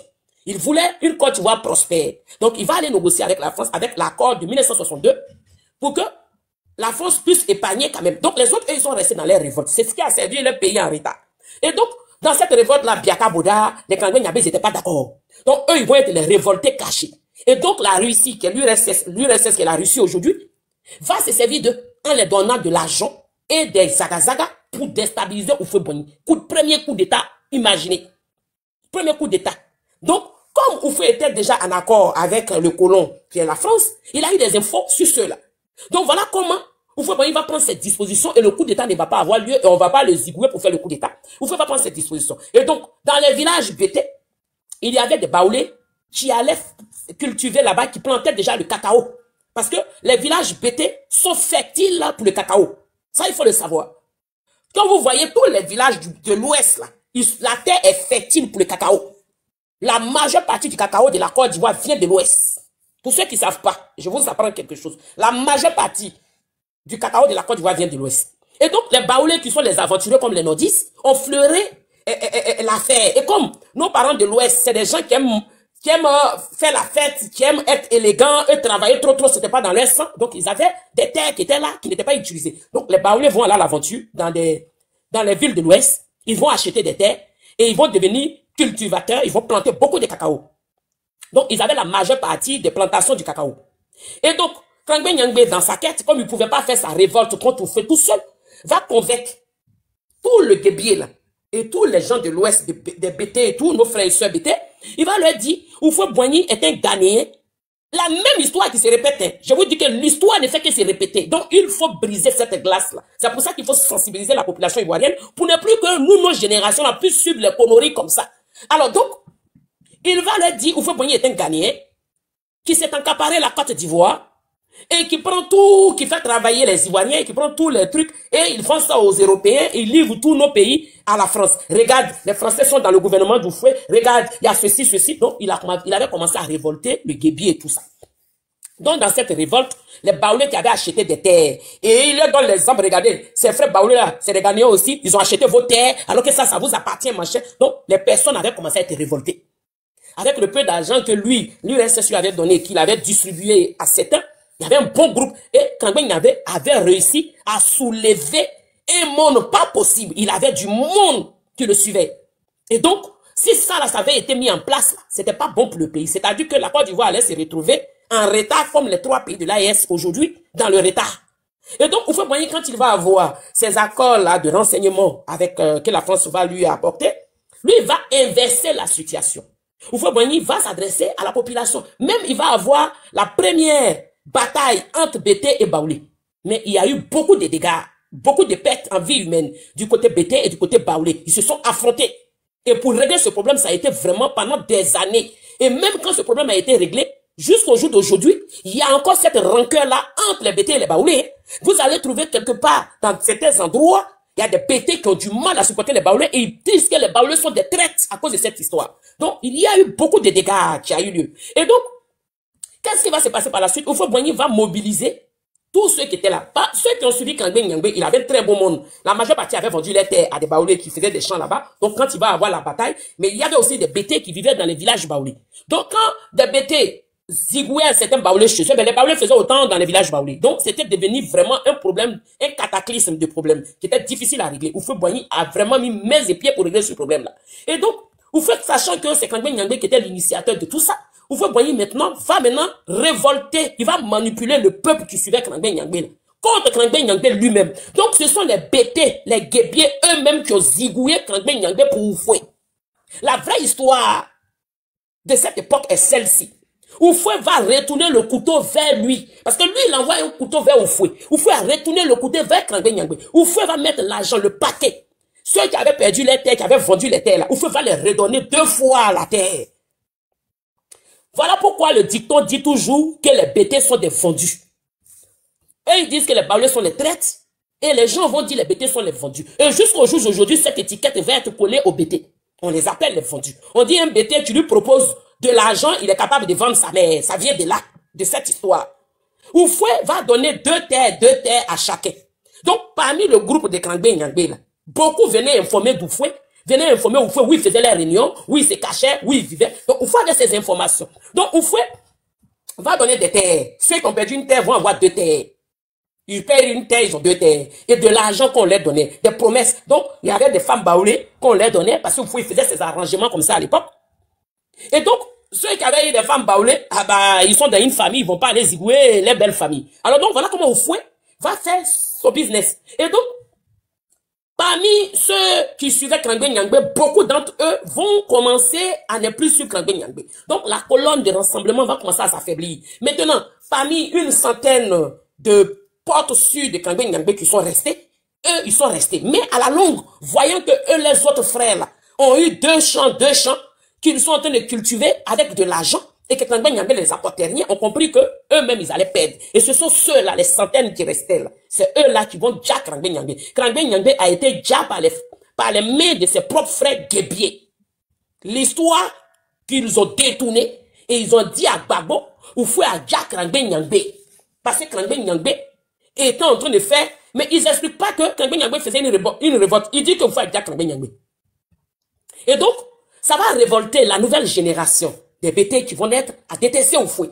Donc, quand Gbagbo va revenir là avec son histoire, le premier discours de Gbagbo Laurent dans les années 90, quand il a été avec son confrère pour être le syndicat de l'URS, Gbagbo, son premier discours, il a cité Kangbe Nyangbe et il a cité les mots de Kangbe Nyangbe. Et donc, Gbagbo, depuis ces années-là, manipulait déjà l'Ouest. Il mettait déjà dans la tête de ses frères, ses parents de l'Ouest déjà, à détester Houphouët, à détester les frères et sœurs baoulés, à dire que Houphouët-Boigny est ghanéen et que les vrais Ivoiriens sont les gens de l'Ouest. Les propriétaires terriens sont de l'Ouest. Il faudrait qu'ils récupèrent les terres. Et donc, Gbagbo Laurent, comme à cette époque, n'ayant pas eu le pouvoir et le charisme et les moyens financiers pour mettre en exergue son plan machiavélique, va se faire aider par Blaise Compaoré qui va lui verser 20 millions tous les mois pour subventionner, entretenir le FPI. Mais avant que Blaise Compaoré aide Gbagbo Laurent, il y avait l'ancien PDCI qui aidait Gbagbo Laurent. Les Kofi Dado, les Charles qu'on a bannis là, ceux-là aidaient Gbagbo Laurent financièrement. Pourquoi ceux-là aidaient Gbagbo Laurent? Parce que quand le président Houphouët va faire venir le président Ouattara pour travailler auprès de lui comme premier ministre, il va les fermer, les portes où ils volaient. Parce qu'il faut reconnaître que l'ancien PDCI là, c'est des plus grands, moi je les appelle les bandits des grands chemins. Ce sont ceux-là même qui ont vidé l'économie ivoirienne. Je vais vous lire ici un article rapidement. Attendez. Vous allez comprendre. Famille, likez et partagez s'il vous plaît. Parce que ce direct-là, c'est très important. Hein? Likez et partagez. Alors, je vais vous lire ici le programme d'Houphouët-Boigny. Le programme d'Houphouët-Boigny, le bilan routier d'Houphouët-Boigny. Alors, parmi les réalisations les plus marquantes de l'ère Houphouët, figure l'extraordinaire développement du réseau routier de la Côte d'Ivoire. Cette transformation s'inscrit dans une vision ambitieuse de modernisation du pays et de désenclavement de ces régions. Et ici, on nous dit l'histoire routière de la Côte d'Ivoire débute modestement en 1908. Écoutons bien, en 1908, On nous parle de 1908, on va parler de 1900, on va parler de 1910, 1930, 1915, jusqu'à aller dans les années 60 et manchets.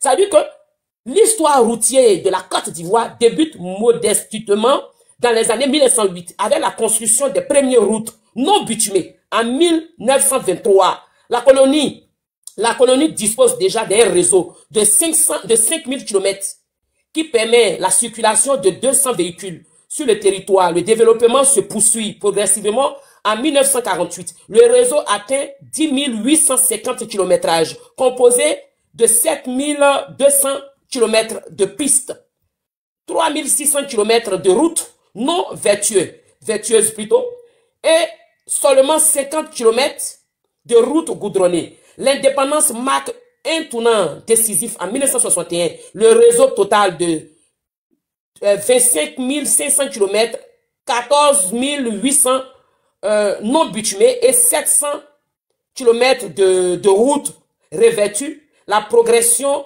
s'accélère rapidement. En 1968, on compte 35 000 km au total répartis à 21 000 km de pistes, 12 800 km de routes non vertueuses et 1300 km de routes goudronnées. On nous dit ici, en 1976, le réseau atteint 45 200 km, 32 000 km de pistes, 11 000 km de routes non bitumées et 1900 km de routes vertueuses pour desservir un parc automobile de 1600 véhicules, donc 1900 voitures particulières. La partie la plus intéressante, on nous dit un investissement colonial. Entre 1961 et 1980, l'État ivoirien investit massivement dans les infrastructures routières avec un total de 250 milliards de francs CFA. Alors, là, je m'adresse carrément au PDCI-RDA. Je vais revenir sur Babo. J'ouvre la parenthèse. Je vais être longue à fermer avec le PDCI. La mamaille du PDCI-RDA va débuter où? Là. Nous vous parlons des années 1908 jusqu'à ce qu'on revienne là en 1961. Écoutons, 61 parce que en 1960, nous avons l'indépendance de la Côte d'Ivoire. L'année qui suit, qui est la première année, qui est 1961, jusqu'en 1980. On nous dit, l'État ivoirien investit massivement dans les infrastructures routières avec un total de 250 milliards de francs CFA. Et on nous dit réparti comme suite. En 1961 à 1969, 5,5 milliards de francs CFA. De 1965 à 1970, 11,5 milliards de francs CFA. De 1971 à 1975, 44 milliards de francs CFA. De 1976 à 1980, 1900 milliards de francs CFA. Et là, on ne cite pas 90, où on va citer l'arrivée du président Ouattara. Le président Ouattara n'était pas encore arrivé comme premier ministre. On cite ces années-là, de 1961 jusqu'en 1980. Alors, je reprends la lecture financière pour vous montrer comment le PDCI a pillé dans la caisse de l'État, comment le PDCI a volé les Ivoiriens, comment le PDCI n'a rien foutu. C'est-à-dire que dans les archives du PDCI, on nous parle des investissements colossaux. On nous parle d'un montant colossal, ou on nous parle des investissements colossaux et des montants vraiment qui parlent des milliards. Et ces milliards-là, il n'y a pas que un, il y en a plusieurs publications de milliards. Alors, comment on peut mettre un tracé pour dire qu'on va désengorger la Côte d'Ivoire? On va construire des bitumes, on va désenclaver plutôt le pays, et jusqu'à là, rien n'a été fait. Mais il y a eu de l'argent, il y a eu des prêts qui ont été pris pour cela. Mais ces prêts-là n'ont pas servi à désenclaver. Ces prêts-là n'ont pas servi à faire des bitumes, puisque c'est le président Ouattara qui est en train de faire des bitumes actuellement. Ça fait 14 ans que le président Ouattara est au pouvoir, et c'est lui qui met les bitumes dans toutes les villes et tous les recoins de la Côte d'Ivoire. Alors donc, j'en appelle ici tous les membres du PDCI, il faudrait que vous veniez nous expliquer ces milliards-là que Houphouët-Boigny avait pris à l'époque, soit disant que ça devait servir à désenclaver certaines régions, certaines villes, et mettre les bitumes là, ont servi à quoi véritablement? C'est là où tout va rentrer en jeu. Famille, likez massivement parce que likez, famille, s'il vous plaît, les attaques, je reçois là déjà, hein. Ils sont en train de signaler le compte parce qu'ils n'aiment pas la vérité. Mais la vérité sera dite. Alors, je reprends ici un investissement colonial entre 1961 et 1980. L'État ivoirien investit massivement dans les infrastructures routières avec un total de 250 milliards de francs CFA. Le premier acte de crédit, hein, 250 milliards. Après, nous avons eu de 1961 à 1965. C'est-à-dire que en 61, Houphouët-Boigny a pris 250 milliards en 1961. Et 4 ans plus tard, en 1965, il prend 5,5 milliards de francs CFA en crédit. Et on vient de 1965 à 1970. 5 ans plus tard, il va prendre 11,5 milliards de crédits. Et de 1971 à 1975, 4 ans plus tard, il prend 44 milliards de francs CFA en crédit. Et de 1976 à 1980, il va prendre 190 milliards de francs CFA en crédit.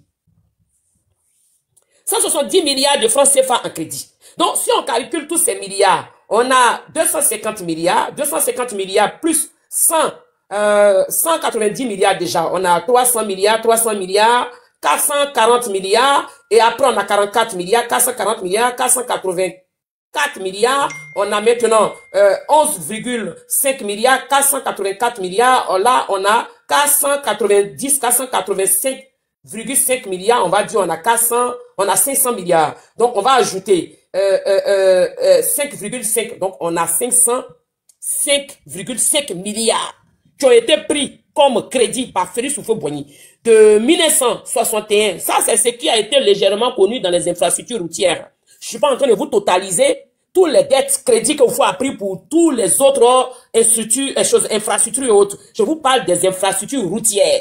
Que les infrastructures routières. On a eu 505,5 milliards qui ont été pris de 1961 à 1980. Maintenant, ça c'est ce qui a été connu, hein, qu'ils ont rendu public. Parce que après 1980, on est parti jusqu'en 1993 avant que Houphouët ne décède. Alors donc, forcément, il avait contracté. Alors donc, nous avons eu 505,5 milliards qui ont été pris comme dette crédit de 1961 à 1980, soi-disant pour les infrastructures routières. Mes familles, nous sommes en 2025. Est-ce que avant que le président Ouattara devient président de la République de Côte d'Ivoire, vous avez vu combien de bitumes chez vous, dans vos villages, dans vos villes? Rendez témoignage. Tous ceux qui ont eu des bitumes dans les villages, dans les villes, là, actuellement, sous l'ère Alassane Ouattara, écrivez le nom de la ville, écrivez le nom de vos villages, et dites Ado merci. Non mais franchement. Alors, donc, s'il vous plaît famille, si vous pouvez écrire, écrivez Ado merci. Et écrivez le nom de votre ville et le nom de vos villages. Donc, il y a eu le goudron, le bitume. Alors, donc, comment on peut comprendre que le PDCI d'Houphouët-Boigny, le PDCI, RDA de la Côte d'Ivoire, ceux qui pensent qu'ils sont les plus grands bosseurs, qui ont été les plus grands bosseurs, ne l'ont jamais été en réalité. Comment vous pouvez prendre 505,5 milliards de dettes pour construire, pour installer le bitume dans un pays et l'argent ne sait pas le faire? Parce que quand le président Houphouët va faire appel au président Ouattara, il fait appel au président Ouattara parce que il est englouti. On était surendetté. On avait atteint le seuil du surendettement quand il fait appel au président Ouattara parce qu'il reconnaît en lui un développement, un bosseur, un travailleur hors pair. Donc quand le président Ouattara va rentrer en ligne de compte, les anciens du PDCI là, puisque les milliards que Houphouët prenait, chaque ministère a son budget. Chaque ministère a son budget. Donc le budget de chaque ministre est donné chaque année. Sauf que ces ministres-là n'utilisaient pas ce budget-là pour travailler. Et Houphouët ne suivait pas tout ça. Il leur faisait confiance comme ça, à l'œil nu, puisque dans le gouvernement d'Houphouët à l'époque, ce sont les enfants d'un ami proche qui l'a nommé comme ministre, c'est un cousin qui l'a nommé comme ministre, c'est un Burkinabé, un Malien, un Nigérien ou un Sénégalais quelque part, où le père était un marabout qui l'a lavé, qui a pris son fils en reconnaissance pour le mettre à l'école et le nommer comme ministre. Malheureusement, tous ceux donc que je cite ici ont eu lieu dans le gouvernement du PDCI. Moi, j'ai un côté baoulé. Je connais, et mon côté baoulé là, c'est l'ancien PDCI d'Houphouët. J'ai eu je vais pas citer tout. J'ai de la famille qui a fait partie. Donc, je sais très bien de quoi je parle. Mais, ça ne m'empêche pas d'aller faire des recherches, sortir les preuves et vous citer. Tous ceux dont je parle du PDCI ici, ce ne sont pas les inventions, c'est une réalité. Je pouvais dire, j'ai une famille qui est de là-bas, donc je vais cacher cela. Mais non, moi, je marche dans le chemin de la vérité. Voyez-vous, je n'en ai rien à faire que je sois du même groupe ethnique qu'une personne. Je suis du même groupe ethnique que toi. Tu es voleur, je vais t'exposer. Tu mens, je vais t'exposer. Tu es vrai quand on te combat, je vais me mettre à tes côtés pour combattre tes détracteurs. Parce que tu es vrai. Je marche dans la vérité. Je ne marche pas par groupe ethnique. Quand on est clair sur ça, on comprend qui est véritablement Christ. L'autre côté, c'est mon côté maternel, mais je les mets au pas. Parce que les plus grands bandits de grands chemins viennent de là-bas. Et le véritable problème de la Côte d'Ivoire vient de là-bas. Donc, je les expose. Parce qu'ils ont lieu d'être exposés. Il faut dire les choses telles qu'elles sont. Alors, donc, Houphouët-Boigny va faire appel au président Ouattara. Et quand le président Ouattara va arriver, voilà où on va rejoindre le bout de Gbagbo Laurent le Vaurien. Houphouët-Boigny va faire appel au président Ouattara. Et quand le président Ouattara arrive, il commence à ficeler un peu partout. Donc, ceux qui avaient 3 à 4 voitures, ceux qui faisaient des détournements, il y avait même des entreprises de la fonction publique où il y avait 20 personnes qui étaient employées véritablement et que ces gens du PDC-là marquaient 500 personnes, 1000 personnes. Donc, on payait 1000 personnes, 1000 salaires, alors qu'il y avait que peut-être 200 salariés. Donc, les 800 personnes qu'on payait qui n'existaient pas servaient à gonfler les fonds pour détourner de l'argent. Et tout ça, le président Ouattara va fermer ça. Je vous rappelle que c'est à partir de cette période-là que le président Ouattara va faire en sorte que ce soit le trésor public qui paye les fonctionnaires en Côte d'Ivoire. Parce qu'à l'époque, les fonctionnaires étaient payés par enveloppe. On mettait l'argent dans l'enveloppe et on leur donnait. C'est le président Ouattara qui a envoyé le salaire de la fonction publique via le trésor public. Vous comprenez? C'est le président Ouattara qui va faire instaurer ce système où le trésor public doit payer les fonctionnaires d'État. C'est-à-dire que les salaires doivent être virés. Donc, eux tous ont eu l'obligation d'avoir des comptes bancaires. Ça avait évité cette mamaille où certains envoyaient le budget par secteur. C'est-à-dire qu'ils choisissent un secteur où il y a des institutions. Imaginons, on va prendre la commune, enfin, on va prendre juste la capitale d'Abidjan. Et nous avons 10 communes. Donc, je vais, par exemple, à tout hasard, prendre une fonction publique par chaque commune. Je vais prendre peut-être les mairies ou les impôts, peu importe. Et dans ces mairies-là, peut-être qu'il y avait 300 personnes qui travaillaient là-bas et qu'on devait verser le salaire de 300 fonctionnaires dans ce secteur. Donc, on a 10 communes, donc on va multiplier les 10 communes. Ça, ce sont des exemples un peu rapides. Hein. Alors, donc, vous imaginez une personne qui va gonfler les chiffres. Au lieu de 300 personnes, il va dire, mais non, il y a 500 personnes dans telle commune-là qui sont fonctionnaires. On décaisse l'argent, le budget pour payer les 500 personnes. Alors que c'est 300 personnes qui sont là-bas, ou bien 200 personnes. On prend encore une autre commune, donc on multiplie les communes sur des communes. C'était gonflé par secteur comme ça. Donc, au lieu de payer 200 personnes, on paye 1000 personnes. Sauf que les 1000 personnes là, c'est 800 faux personnes qui sont inscrites sur la liste. Ils présentent une liste où il y a 800 fausses personnes qui sont inscrites, et puis il y a 200 vraies personnes qui sont sur la liste. Donc, on décaisse l'argent de 1000 personnes dans une infrastructure comme ça de l'État. Donc, on multiplie ça. Dans une commune, il y a combien d'infrastructures de fonctionnaires d'État? On va prendre les impôts, on va prendre SODECI, on va prendre CUE, on va prendre ceci. Tous ceux-là sont des fonctionnaires d'État. Tous ceux-là. Donc, vous imaginez. Donc, ceux qui s'occupaient de ce budget-là s'enrichissaient vaillamment sur le dos des Ivoiriens à titre gratuit. Ils étaient devenus des multimilliardaires. Ça, c'est l'ancien PDCI de Nanan Boigny. Donc, je parle pour l'instant. On n'est même pas encore arrivé dans celui de Bédier. Ça, même, c'est encore pire. Alors, donc, il y a eu ces choses-là. Donc, quand le président Ouattara arrive, ce qui va faire que les anciens du PDCI là vont pas aimer le président Ouattara, c'est à cause de son travail. Le président Ouattara est victime pour son honnêteté. Il est victime pour être un travailleur vaillant. Il est victime pour aimer son pays, qui veut bien faire les choses. Généralement, en Afrique, les gens qui font bien les choses sont victimes de la méchanceté gratuite d'un groupe de personnes. Mais, le président Ouattara, quand il arrive, lui, dans ses recherches, puisqu'il a pris que 3 mois, il a mis une équipe en place. Au bout de 3 mois, ils avaient déjà fait le tour de toutes les fonctions publiques. Ils avaient compris les failles. Donc, le président Ouattara, quand il vient, c'est parce que Oufoué voulait qu'il vienne comptabiliser tout ce qu'il y a et puis l'aider à pouvoir prendre un crédit. Rendre la Côte d'Ivoire solvable pour passer. Oufoué pensait que, comme il y a un problème, il faut prendre crédit pour boucher le trou. Vous voyez comment le PDCI a toujours déplacé les problèmes. Il faut prendre un crédit pour boucher le trou du problème qui est là. Et puis, le temps que le problème va ressurgir, on a un crédit encore qui est là. Donc, on va aller de crédit en crédit. Voilà comment le PDCI a toujours réglé les problèmes. Ils n'ont jamais réglé un problème en tant que tel. Ils ont toujours déplacé les problèmes. Donc, Oufoué avait appelé le président Ouattara pour ça. Et quand le président Ouattara fait son bilan, il dit, ben non, il y a l'argent dans le pays. Sauf que c'est mal réparti. Donc, donne-moi aval sur tout. Je vais régler ce problème. Tu n'as plus besoin de prendre le crédit. Le problème sera non seulement réglé, et donc, tu auras même encore plus d'argent à côté pour commencer à payer le crédit en question qui était déjà là. Voilà comment Oufoué va donner son aval au président Ouattara. Et le président Ouattara, en 3 mois déjà, avait déjà tout trouvé, il avait déjà trouvé la faille.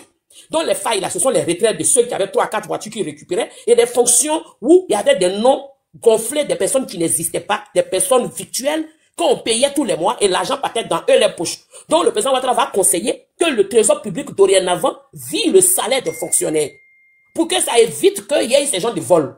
C'est avec un homme comme cela là que vous allez venir dire que c'est lui qui est le problème de la Côte d'Ivoire. Il a réglé le premier souci de la Côte d'Ivoire quand il a été le premier ministre. Le premier souci de la Côte d'Ivoire, le docteur Ouattara l'a réglé quand il était premier ministre. Et donc, le trésor public va commencer, tous les fonctionnaires vont aller ouvrir des comptes bancaires à la BCAO, SGBCI, les CCC, CIA, machin. Donc, les salaires vont être virés sur leur compte. Et là, les anciens du PDCI sont fâchés. C'est qui celui-là qui est venu mettre ça dans notre attiqué? Donc, ils vont se mettre maintenant à attaquer le président Ouattara. Mais comme ils ne peuvent pas aller attaquer le président Ouattara directement, ils vont être vus comme les gens du PDCI ont toujours été sous-noirs et focus qu'ils sont. Ils vont utiliser Gbagbo. Voilà comment Gbagbo va rentrer en ligne de compte. Ils vont prendre Gbagbo et ils vont donner des docs à Gbagbo. Les anciens du PDCI là savaient que le président Ouattara avait fait son cycle secondaire au Burkina Faso. Gbagbo ne le savait pas. Ce sont eux qui vont donner les docs à Gbagbo Laurent pour attaquer le président Ouattara, salir son image, dire que Houphouët-Boigny a fait venir un étranger pour venir travailler, pour être premier ministre en Côte d'Ivoire. Ce sont les anciens du PDCI là qui ont envoyé ce problème-là. Ce qu'ils sont en train de vous expliquer là, allez-y fourriner dans l'histoire.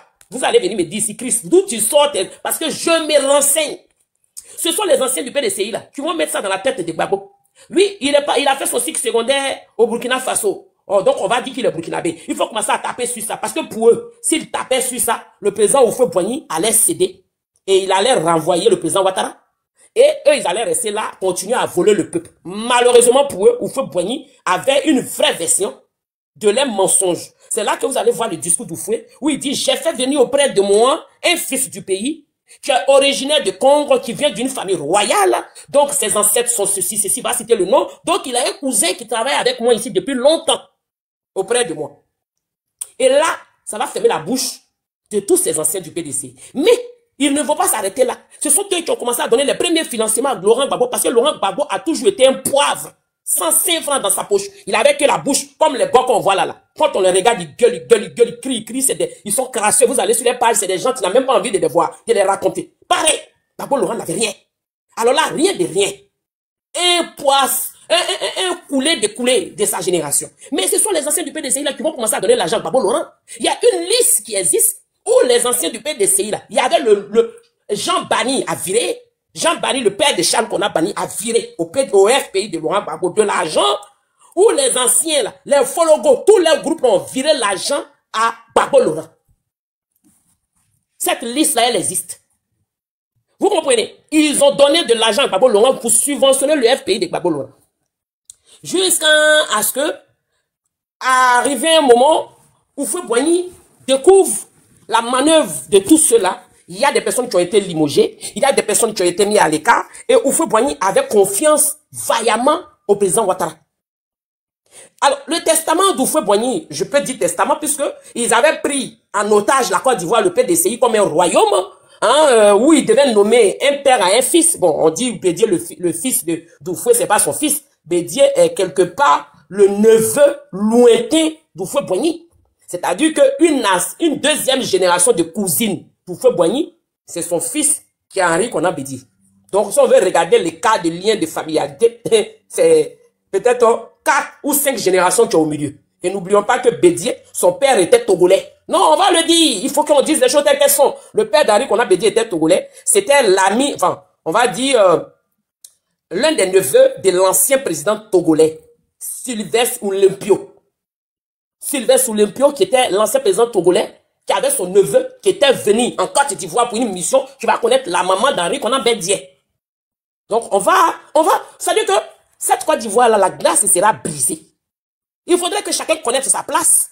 Et que vous arrêtez de mentir au peuple ivoirien et surtout de manipuler la jeunesse ivoirienne. Le monsieur même n'a même pas reconnu la grossesse. Il a refusé de reconnaître la grossesse parce qu'il était déjà marié quand il venait faire sa tournée. Voilà.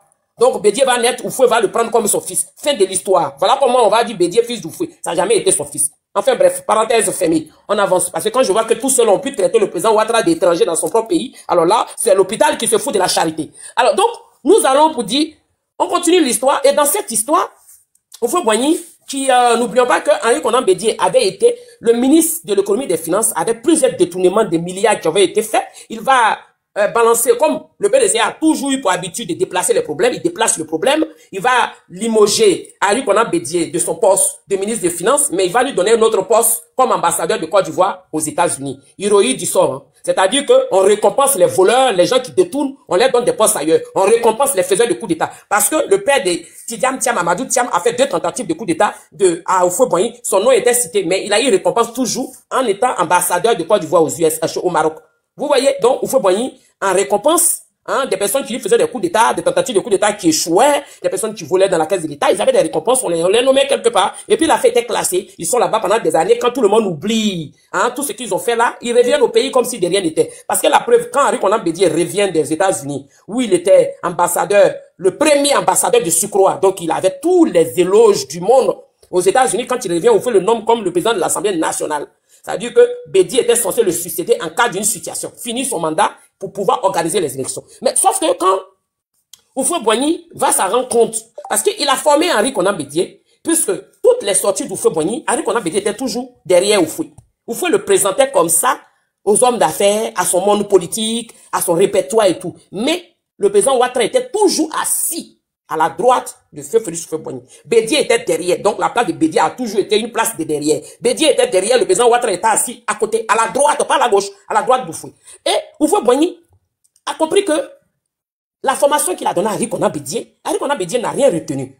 Parce que Henri Konan Bédié faisait du gaspillage, les ambiances ici. Enfin, il s'agit qu'il était bon enfant. On va le dire en bon français ici, il était bon enfant, c'est-à-dire qu'il n'avait pas grandi dans la tête. Il est resté le bébé gâté, celui qui râle pour tout, celui qui veut tout avoir, celui qui ne... Voilà, donc Houphouët a compris que Bédié n'était pas prêt. Même si un jour quelque chose arrivait, puisque la vieillesse était à sa porte, et les maladies commençaient à se présenter, donc Houphouët-Boigny va résoudre le problème. Il va mettre le président Ouattara, il change son testament, et c'est le président Ouattara qui va déposer à la place au lieu d'Henri Konan Bédié. Mais sauf que, il ne l'a pas rendu public. Mais il a changé son testament.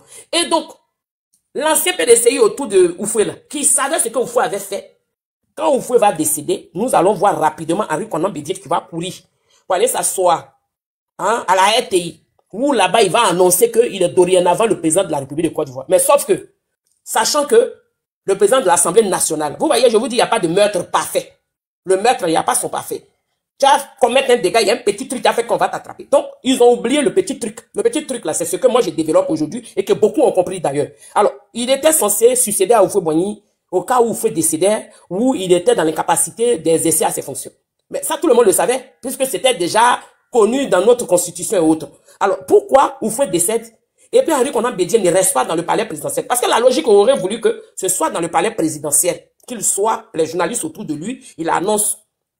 Et c'était même pas lui qui devait annoncer le décès de Houphouët-Boigny. C'était le président Ouattara, le premier ministre, qui devait annoncer le décès de Houphouët-Boigny. C'était pas Bédié. Mais Bédié a été le premier à l'annoncer. Et là, il annonce, et puis en même temps, il dit qu'il est dorénavant le président de la République. Mais tous les Ivoiriens, on savait déjà que selon la Constitution, en cas de situation, tu devais représenter directement. C'est-à-dire que si Houphouët lui restait 2 mandats ou 3 mandats, tu finissais ces 3 mandats-là, le temps d'organiser une élection pour que les gens votent.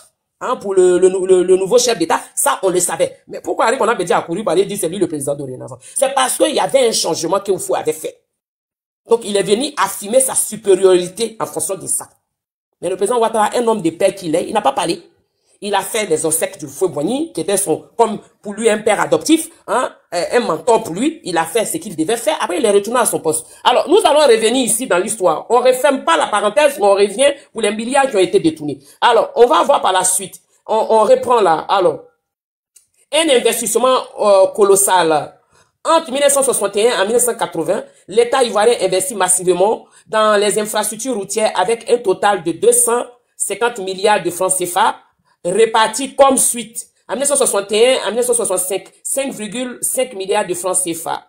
En 1965 à 1970, 11,5 milliards de francs CFA. De 1971 à 1975, 44 milliards de francs CFA. De 1976 à 1980, 190 milliards de francs CFA. La politique du désenclavement des régions porte ses fruits. Alors qu'en 1961, seuls 4 chefs-lieux de département sur 34 étaient reliés au réseau goudronné. En 1981, il devient possible de se rendre à Abidjan vers toutes les régions et grandes villes en empruntant uniquement des routes bitumées. Même lorsque la Côte d'Ivoire traverse une crise économique à partir de 1980, vous entendez bien, crise économique. Le président Ouattara n'était pas à côté d'Houphouët en 80. On entend bien, crise économique, c'était quoi? C'est ce que je venais de citer. Les détournements de fonds de tous bords. Alors, même lorsque la Côte d'Ivoire traversait une crise économique à partir de 1980, et se soumet à un plan ajustement structurel, les investissements routiers continuent. Par exemple, en 1982, malgré l'austérité budgétaire, le budget spécial d'investissement et d'équipement BESI s'élève à 272 milliards de francs CFA. Même là encore, pendant qu'on traversait la crise de 1980, il faut continuer de prendre des crédits pour, soi-disant, ils vont bitumer partout. Ce qu'on n'a jamais vu, hein, et que c'est le président Ouattara qui est en train de faire tout ça. Alors, on revient ici, on nous dit ici, je reprends. Par exemple, en 1982, malgré l'hostilité budgétaire, le budget spécial d'investissement et d'équipement BESI s'élève à 272 milliards de francs CFA, en baisse de 12% par rapport à l'année précédente. Donc, 60 milliards sont consacrés au transport routier. Parmi la VINTEC de projets réalisés en 1982, on peut citer les AS Mossou, Bonoa, Assini, Anibere Kolo, Bondoukou, ainsi que la voie express urbaine Abidjan, ralliant Bergerville au boulevard Lagune. Lagunaire plutôt, excusez-moi. Parmi les derniers grands projets de l'ère où figure la côtière d'Abidjan, San Pedro, inaugurée en 1992, ainsi que les échangeurs des deux plateaux Latri et rue de Jardin. Au terme de la gouvernance de Félix Houphouët-Boigny, la Côte d'Ivoire disposait de l'un des plus gros réseaux routiers d'Afrique avec 5440 km de routes bitumées. Non mais c'est l'hôpital qui se fout de la charité. C'est vraiment l'hôpital qui se fout de la charité. Et on nous dit ici, photo illustration, l'échangeur du Banco s'étend sur 2,5 axes. Il était construit en même temps que celui d'Agban entre 1976 et 1978. Non mais franchement, je ne dis pas que Houphouët-Boigny, quand il était le président de la République, n'a pas contribué à ce qu'on ait quand même les premiers marques de bitume au sein de la Côte d'Ivoire. Mais ce n'est pas l'initiation même d'Houphouët-Boigny, plus que le début de cette lecture que je viens de vous faire, on nous parle du colon. Voilà, ici on nous dit ici, parmi les réalisations les plus marquantes de l'ère Houphouët-Boigny figurant l'extraordinaire développement du réseau routier de la Côte d'Ivoire, cette transformation s'inscrit dans une version ambitieuse de modernisation du pays et de désenclavement de ses régions. L'histoire routière de la Côte d'Ivoire débute modestement en 1808. Bon, en 1808, là, vous pouvez me dire, c'est quelle réalisation que vous avez fait en 1908? En 1908, on n'avait pas encore eu l'indépendance de la Côte d'Ivoire. Famille, nous, on va décrypter le mensonge, le gros mensonge que le PDCI nous a toujours envoyé. En 1908, on était encore sous l'ère de la colonisation. En 1908, on était sous l'ère de la colonisation, où les seules voies qui avaient été bitumées par le colon, qui s'est fait attribuer par le PDCI d'Houphouët-Boigny, étaient la rue du commerce du plateau. On avait Trècheville qui était des Trèches latins. Est-ce que vous savez que Port-Boué était appelé Petit Bassam à l'époque? Port-Boué que vous voyez là, la commune était appelée Petit Bassam. Elle a été appelée Port-Boué, elle porte le nom d'un ancien colon français qui était venu du Sénégal, là, qui est de passage, voilà, à qui ils ont donné des missions en Côte d'Ivoire. Alors, Port-Boué, qui était Petit Bassam à l'époque, il y avait une petite asse de bitume. Alors, les petits as de bitume étaient des petits as de bitume qui permettaient à ce que le colon puisse circuler avec sa voiture. Ces voitures qui étaient appelées des jeeps, eux, ça les permettait de circuler. Alors, Port-Boué, où se trouve le port, était appelé Petit Bassam. Et c'était le secteur maritime de transport. C'est-à-dire que dans l'Afrique de l'Ouest, où la France avait colonisé, quand ils prenaient, selon leur accord, les biens qu'ils prenaient là-bas, ils venaient, la Côte d'Ivoire était le rond-point maritime. Donc, le stockage était stocké à Port-Boué, qui était appelé Petit Bassam à l'époque. Et donc, le nom Port-Boué parce que celui qui était chargé de cette mission-là, celui qui était chargé de cette mission s'appelait Boué Williams. Boué Williams qui était un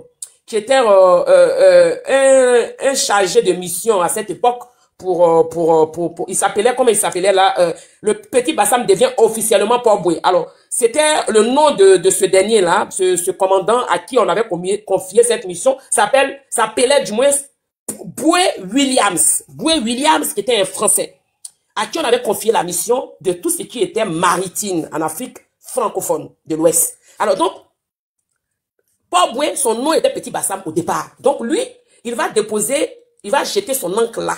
Il va se baser là. Donc, les petites ruelles bitumées là, c'est lui qui va le mettre pour le déplacement facile des objets qui venaient des autres pays.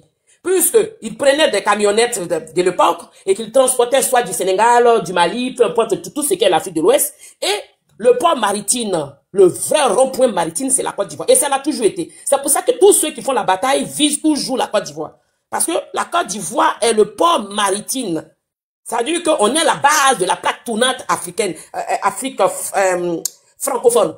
Alors donc, tous les chargements que eux ils faisaient dans les autres pays, ils transportaient ça jusqu'à Petit Bassam en question, où se trouvait notre port. Et de là, eux ils remplissaient les bateaux et ça venait en France. Et donc, comme le soi-disant celui qu'ils ont désigné pour gérer tout ce qui est port, lui il s'appelait Boué Williams. Et donc, lui, il va faire baptiser Petit Bassam, qui est devenu Port Boué. Le Port Boué, pourquoi? Parce que le port se trouve là, et le Boué, c'est le nom de famille de ce Français. Son prénom était William. Donc, c'est son nom de famille qu'il a donné. Donc, c'est pour ça qu'on a appelé Port Boué, le port de Boué. Donc, ça veut dire que c'était lui son port, c'était son champ de manioc. Alors, donc, on nous dit ici que les premiers bitumes, vous voyez, en 1908, avec la construction des premières routes non bitumées, en 1923, la colonie dispose déjà d'un réseau. On vous dit que la colonie disposait déjà d'un réseau de 5000 km qui permet la circulation de 200 véhicules sur le territoire. Le développement se poursuit progressivement en 1948. Mais en quelle année la Côte d'Ivoire a-t-il eu son indépendance? C'est en 1960. Donc, les premiers bitumes et les premiers axes qui ont été faits, c'est pas Houphouët-Boigny qui les a faits, c'est le colon qui l'a fait. C'est le colon qui l'a fait. Puisque, ici, on nous dit, hein, en 1808, avec la construction des premières routes non bitumées, en 1923, la colonie dispose déjà d'un réseau de 5000 km, de 5000 km qui permet la circulation de 200 véhicules. Ben, bon. En 1923, là, dites-moi, c'est quel Ivoirien qui avait une voiture? Non, mais le problème, il est très simple. Famille laïque, je suis signalé, hein, je vous préviens. En 1808, de 1808 jusqu'en 1908 jusqu'en 1923, là, c'est quel Ivoirien qui disposait d'un véhicule? Parce que là, ils nous disent, ça permettait la circulation de 200 véhicules. Mais les 200 véhicules en question, là, c'était les véhicules du colon. Les véhicules qui transportaient d'autres biens dans d'autres pays de l'Afrique francophone qui venaient jusqu'à notre port Boué, qui était à l'époque le nom Petit Bassam, pour les exporter vers la France. C'était pas les véhicules des Ivoiriens. On n'avait pas de véhicules qui avaient le permis à cette époque. On n'avait pas de permis. Donc, on nous dit ici, en plus, le réseau s'étend de 10 850 km, composé de 7200 km de pistes. Alors, quand on nous parle de pistes, ce sont des pistes où on doit, des pistes de lieux d'aviation. On nous parle de pistes. On nous dit 7200 km de pistes. Les pistes, ce sont des lieux d'aviation. Donc, ce qui pouvait être transporté dans les airs. Donc, ce sont eux qui ont, si vous voulez, désenclaver tous ces lieux-là. Donc, on nous dit encore par la suite 3600 km de routes non vêtues. Et seulement 50 km de routes goudronnées. Donc, quand on vous dit 3600 non vêtues, ça veut dire que ces voies-là étaient encore forestières. Voilà. Maintenant, on nous dit il y avait 50 km de routes goudronnées. Alors, les 50 km de routes goudronnées, ce sont les routes goudronnées. Donc, le colon circulait avec ses voitures pour aller vérifier dans des ports marchands, des endroits où on avait des gens qui travaillaient les exportations de bois et tout ça. Et par la suite, on nous dit l'indépendance marque un tournant décisif. En 1961, le réseau totalise 25 500 km, 14 800 km de pistes, 10 000 km de routes non bitumées. Et on nous parle de 700 km de routes vêtues. Donc, vous voyez, c'est le récit de tout ce qui a été désenclavé par le colon, qui a été récité en 1961. Houphouët-Boigny devient le président de la Côte d'Ivoire en 1961.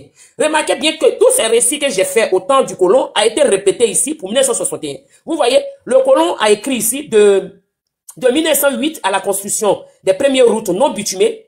De 1923, la colonie dispose déjà d'un réseau de 5000 km qui permet de circuler de 200 véhicules sur le territoire. Le développement se poursuit progressivement. En 1948, le réseau atteint 10 850 km composé de 7200 km de pistes, de 3600 km de routes non vêtues et seulement de 50 km de routes goudronnées. Et quand Houphouët est président un an plus tard, après l'indépendance, qui est en 1961, on nous dit ici, l'indépendance marque un tournant décisif en 1961. Le réseau totalise 25 000 km, 14 800 km de pistes, 10 000 km de routes non bitumées et 700 km de routes vêtues. La progression s'accélère rapidement. En 1968, on compte 35 000 km au total répartis en 21 000 km de pistes. Et on nous dit 12 800 km de routes non vêtues et 1300 km de routes goudronnées. Et en 1976, le réseau atteint 45 200 km, 32 000 km de pistes, 11 000 km de routes non bitumées et 1900 km de routes vêtues. Et on nous dit, pour resservir un parc automobile de 1600 véhicules, donc 9 900 véhicules particuliers. Impossible au bataillon. C'est impossible au bataillon. Houphouët n'a pas construit ça en 1961. Ce n'est pas possible. Parce que même le récit du colon, ici, même, je vous dis, votre mensonge que vous êtes dedans dans l'opposition, là, nous, on va vous déchiffrer.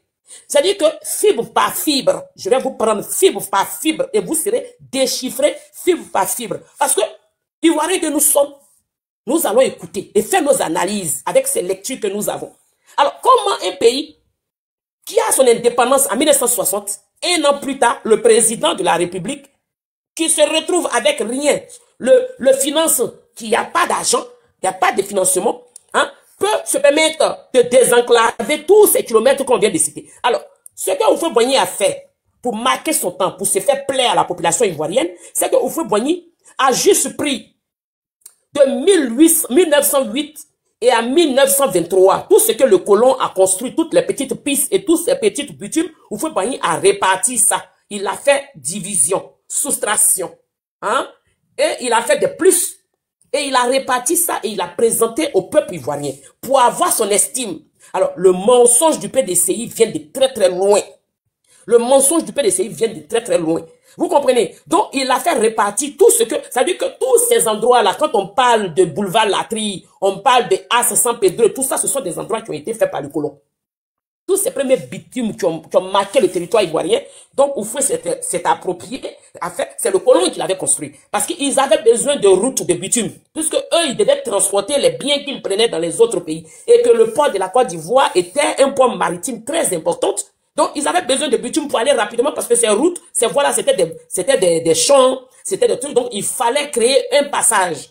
Donc, c'est le colon qui a créé le passage. En aucun cas, c'est Houphouët qui a mis ces bitumes-là. Mais, très intéressant, quand on parle de 1960 à 1980, les milliards qui ont été pris par Houphouët-Boigny pour dire qu'il allait construire, hein, ils nous ont parlé des budgétaires bassis s'élevant à 276 milliards de francs CFA. Ils nous ont parlé des 12% de rapport de l'année, hein, qui est précédente. Ils nous ont aussi parlé de 60 milliards qui a été consacré au transport routier. Parmi, hein, les VINTEC de projet, ils nous ont cité toutes ces choses-là. Mais Assini, déjà, elle avait déjà eu sa première trace de bitume par le colon. Bonois, pareil. On a eu Bondoukou qui a eu la première trace du colon urbain. On a eu toutes ces traces-là. Donc, alors, pourquoi le PDCI a eu besoin de mentir aux Ivoiriens? Alors, tous ces milliards qui ont été pris de 61 à 65, de 65 à 70, de 71 à 75, de 76 à 1980. 5,5 milliards de francs CFA de 61 à 1965. De 1965 à 1970, 11,5 milliards a été contracté par Houphouët-Boigny. De 1971 à 1975, 44 milliards a été contracté. De 1976 à 1980, 90 millions a été contracté. Il y a aussi eu 250 milliards qui ont été contractés. Et après, il y a eu 72 milliards qui ont été contractés. Après encore, il y a eu 60 milliards qui ont été contractés en 1982. Vous pouvez nous dire, tout ça là, ça avait été contracté pour tout ce qui était les infrastructures routières. Alors, que chaque Ivoirien ici me montre, avant l'arrivée du président Ouattara, est-ce que toutes les villes avaient le bitume? Est-ce que tous les villages avaient le bitume? Parce que ça, c'est très important. Ce que j'essaie de démontrer ici est très, très, très important. Les menteurs, il faut les prendre dans leur jeu de mensonges. Il faudrait qu'on nous explique, avant l'arrivée du docteur Ouattara, quels sont ces villages qui ont été bitumés et même quelles sont ces grandes villes. Et ça, c'est très important. Quels ont été des points, des ronds-points qui ont été faits. Et ça, c'est très important. Alors qu'il y a eu des milliards qui ont été pris comme prêts auprès des banques, la Banque internationale, auprès de l'Occident, la Banque française et autres. Ces milliards-là ont été payés par le contribuable ivoirien. C'est-à-dire que des commerçants ivoiriens qui ont payé des impôts, qui ont payé des taxes. Où ces taxes et ces impôts-là ont servi à payer ces crédits qui ont été pris. C'est des milliards sur des milliards qui ont été pris par le PDC d'Houphouët-Boigny à l'époque. Alors que ces milliards n'ont même pas servi à désengorger des villes, à enclaver certains lieux. N'ont pas servi à mettre le bitume dans ces lieux-là. Où est passé ces milliards? Ça, c'est une question. Où sont passés ces milliards? Parce qu'au jour d'aujourd'hui, vous lancez la baguette au président Ouattara. Le président Ouattara, qui lui a rendu la Côte d'Ivoire solvable, qui a pris des prêts pour investir dans la Côte d'Ivoire. Il prend un prêt.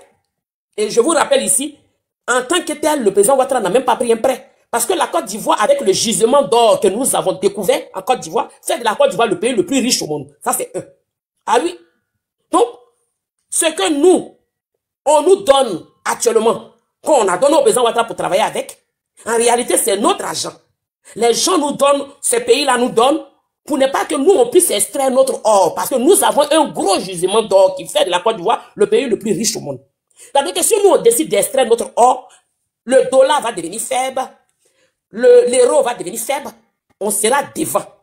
Alors donc, pour éviter tout ça, eux, ils préfèrent venir nous donner l'argent. Ce sont eux qui donnent au président Ouattara, ils ne contractent pas. Et c'est pour cette raison que la Côte d'Ivoire a été solvable. Et ce gisement d'or-là existait. Mais vous savez ce que le PDCI faisait? Le PDCI sortait le gisement d'or là en cachette et il vendait ça à leur propre guise. Sans que le peuple ne prenne connaissance. Mais le docteur Ouattara, lui, il apprend au peuple toute la richesse que la Côte d'Ivoire gorge. Il nous parle de ça. On nous informe. Et c'est comme ça que la Côte d'Ivoire a été soldée. Notre dette qu'ils ont laissée.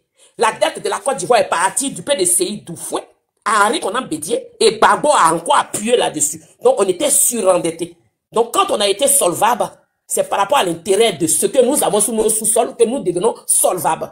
Parce que nous avons un président digne tel que le président Ouattara, économiste de son temps, qui met en valeur toutes nos richesses, qui négocie, qui fait répartir ce qu'il doit faire pour que nous puissions avoir notre indépendance totale dans plusieurs champs et dans plusieurs domaines. Alors donc, sur plusieurs champs et dans plusieurs domaines. Et donc, le président Ouattara va travailler, nous allons être solvables, et nous, au jour d'aujourd'hui, vous dites que non, quand je vais aller dans votre sens hein, de mauvaise foi, vous dites que lui, il a pris des crédits.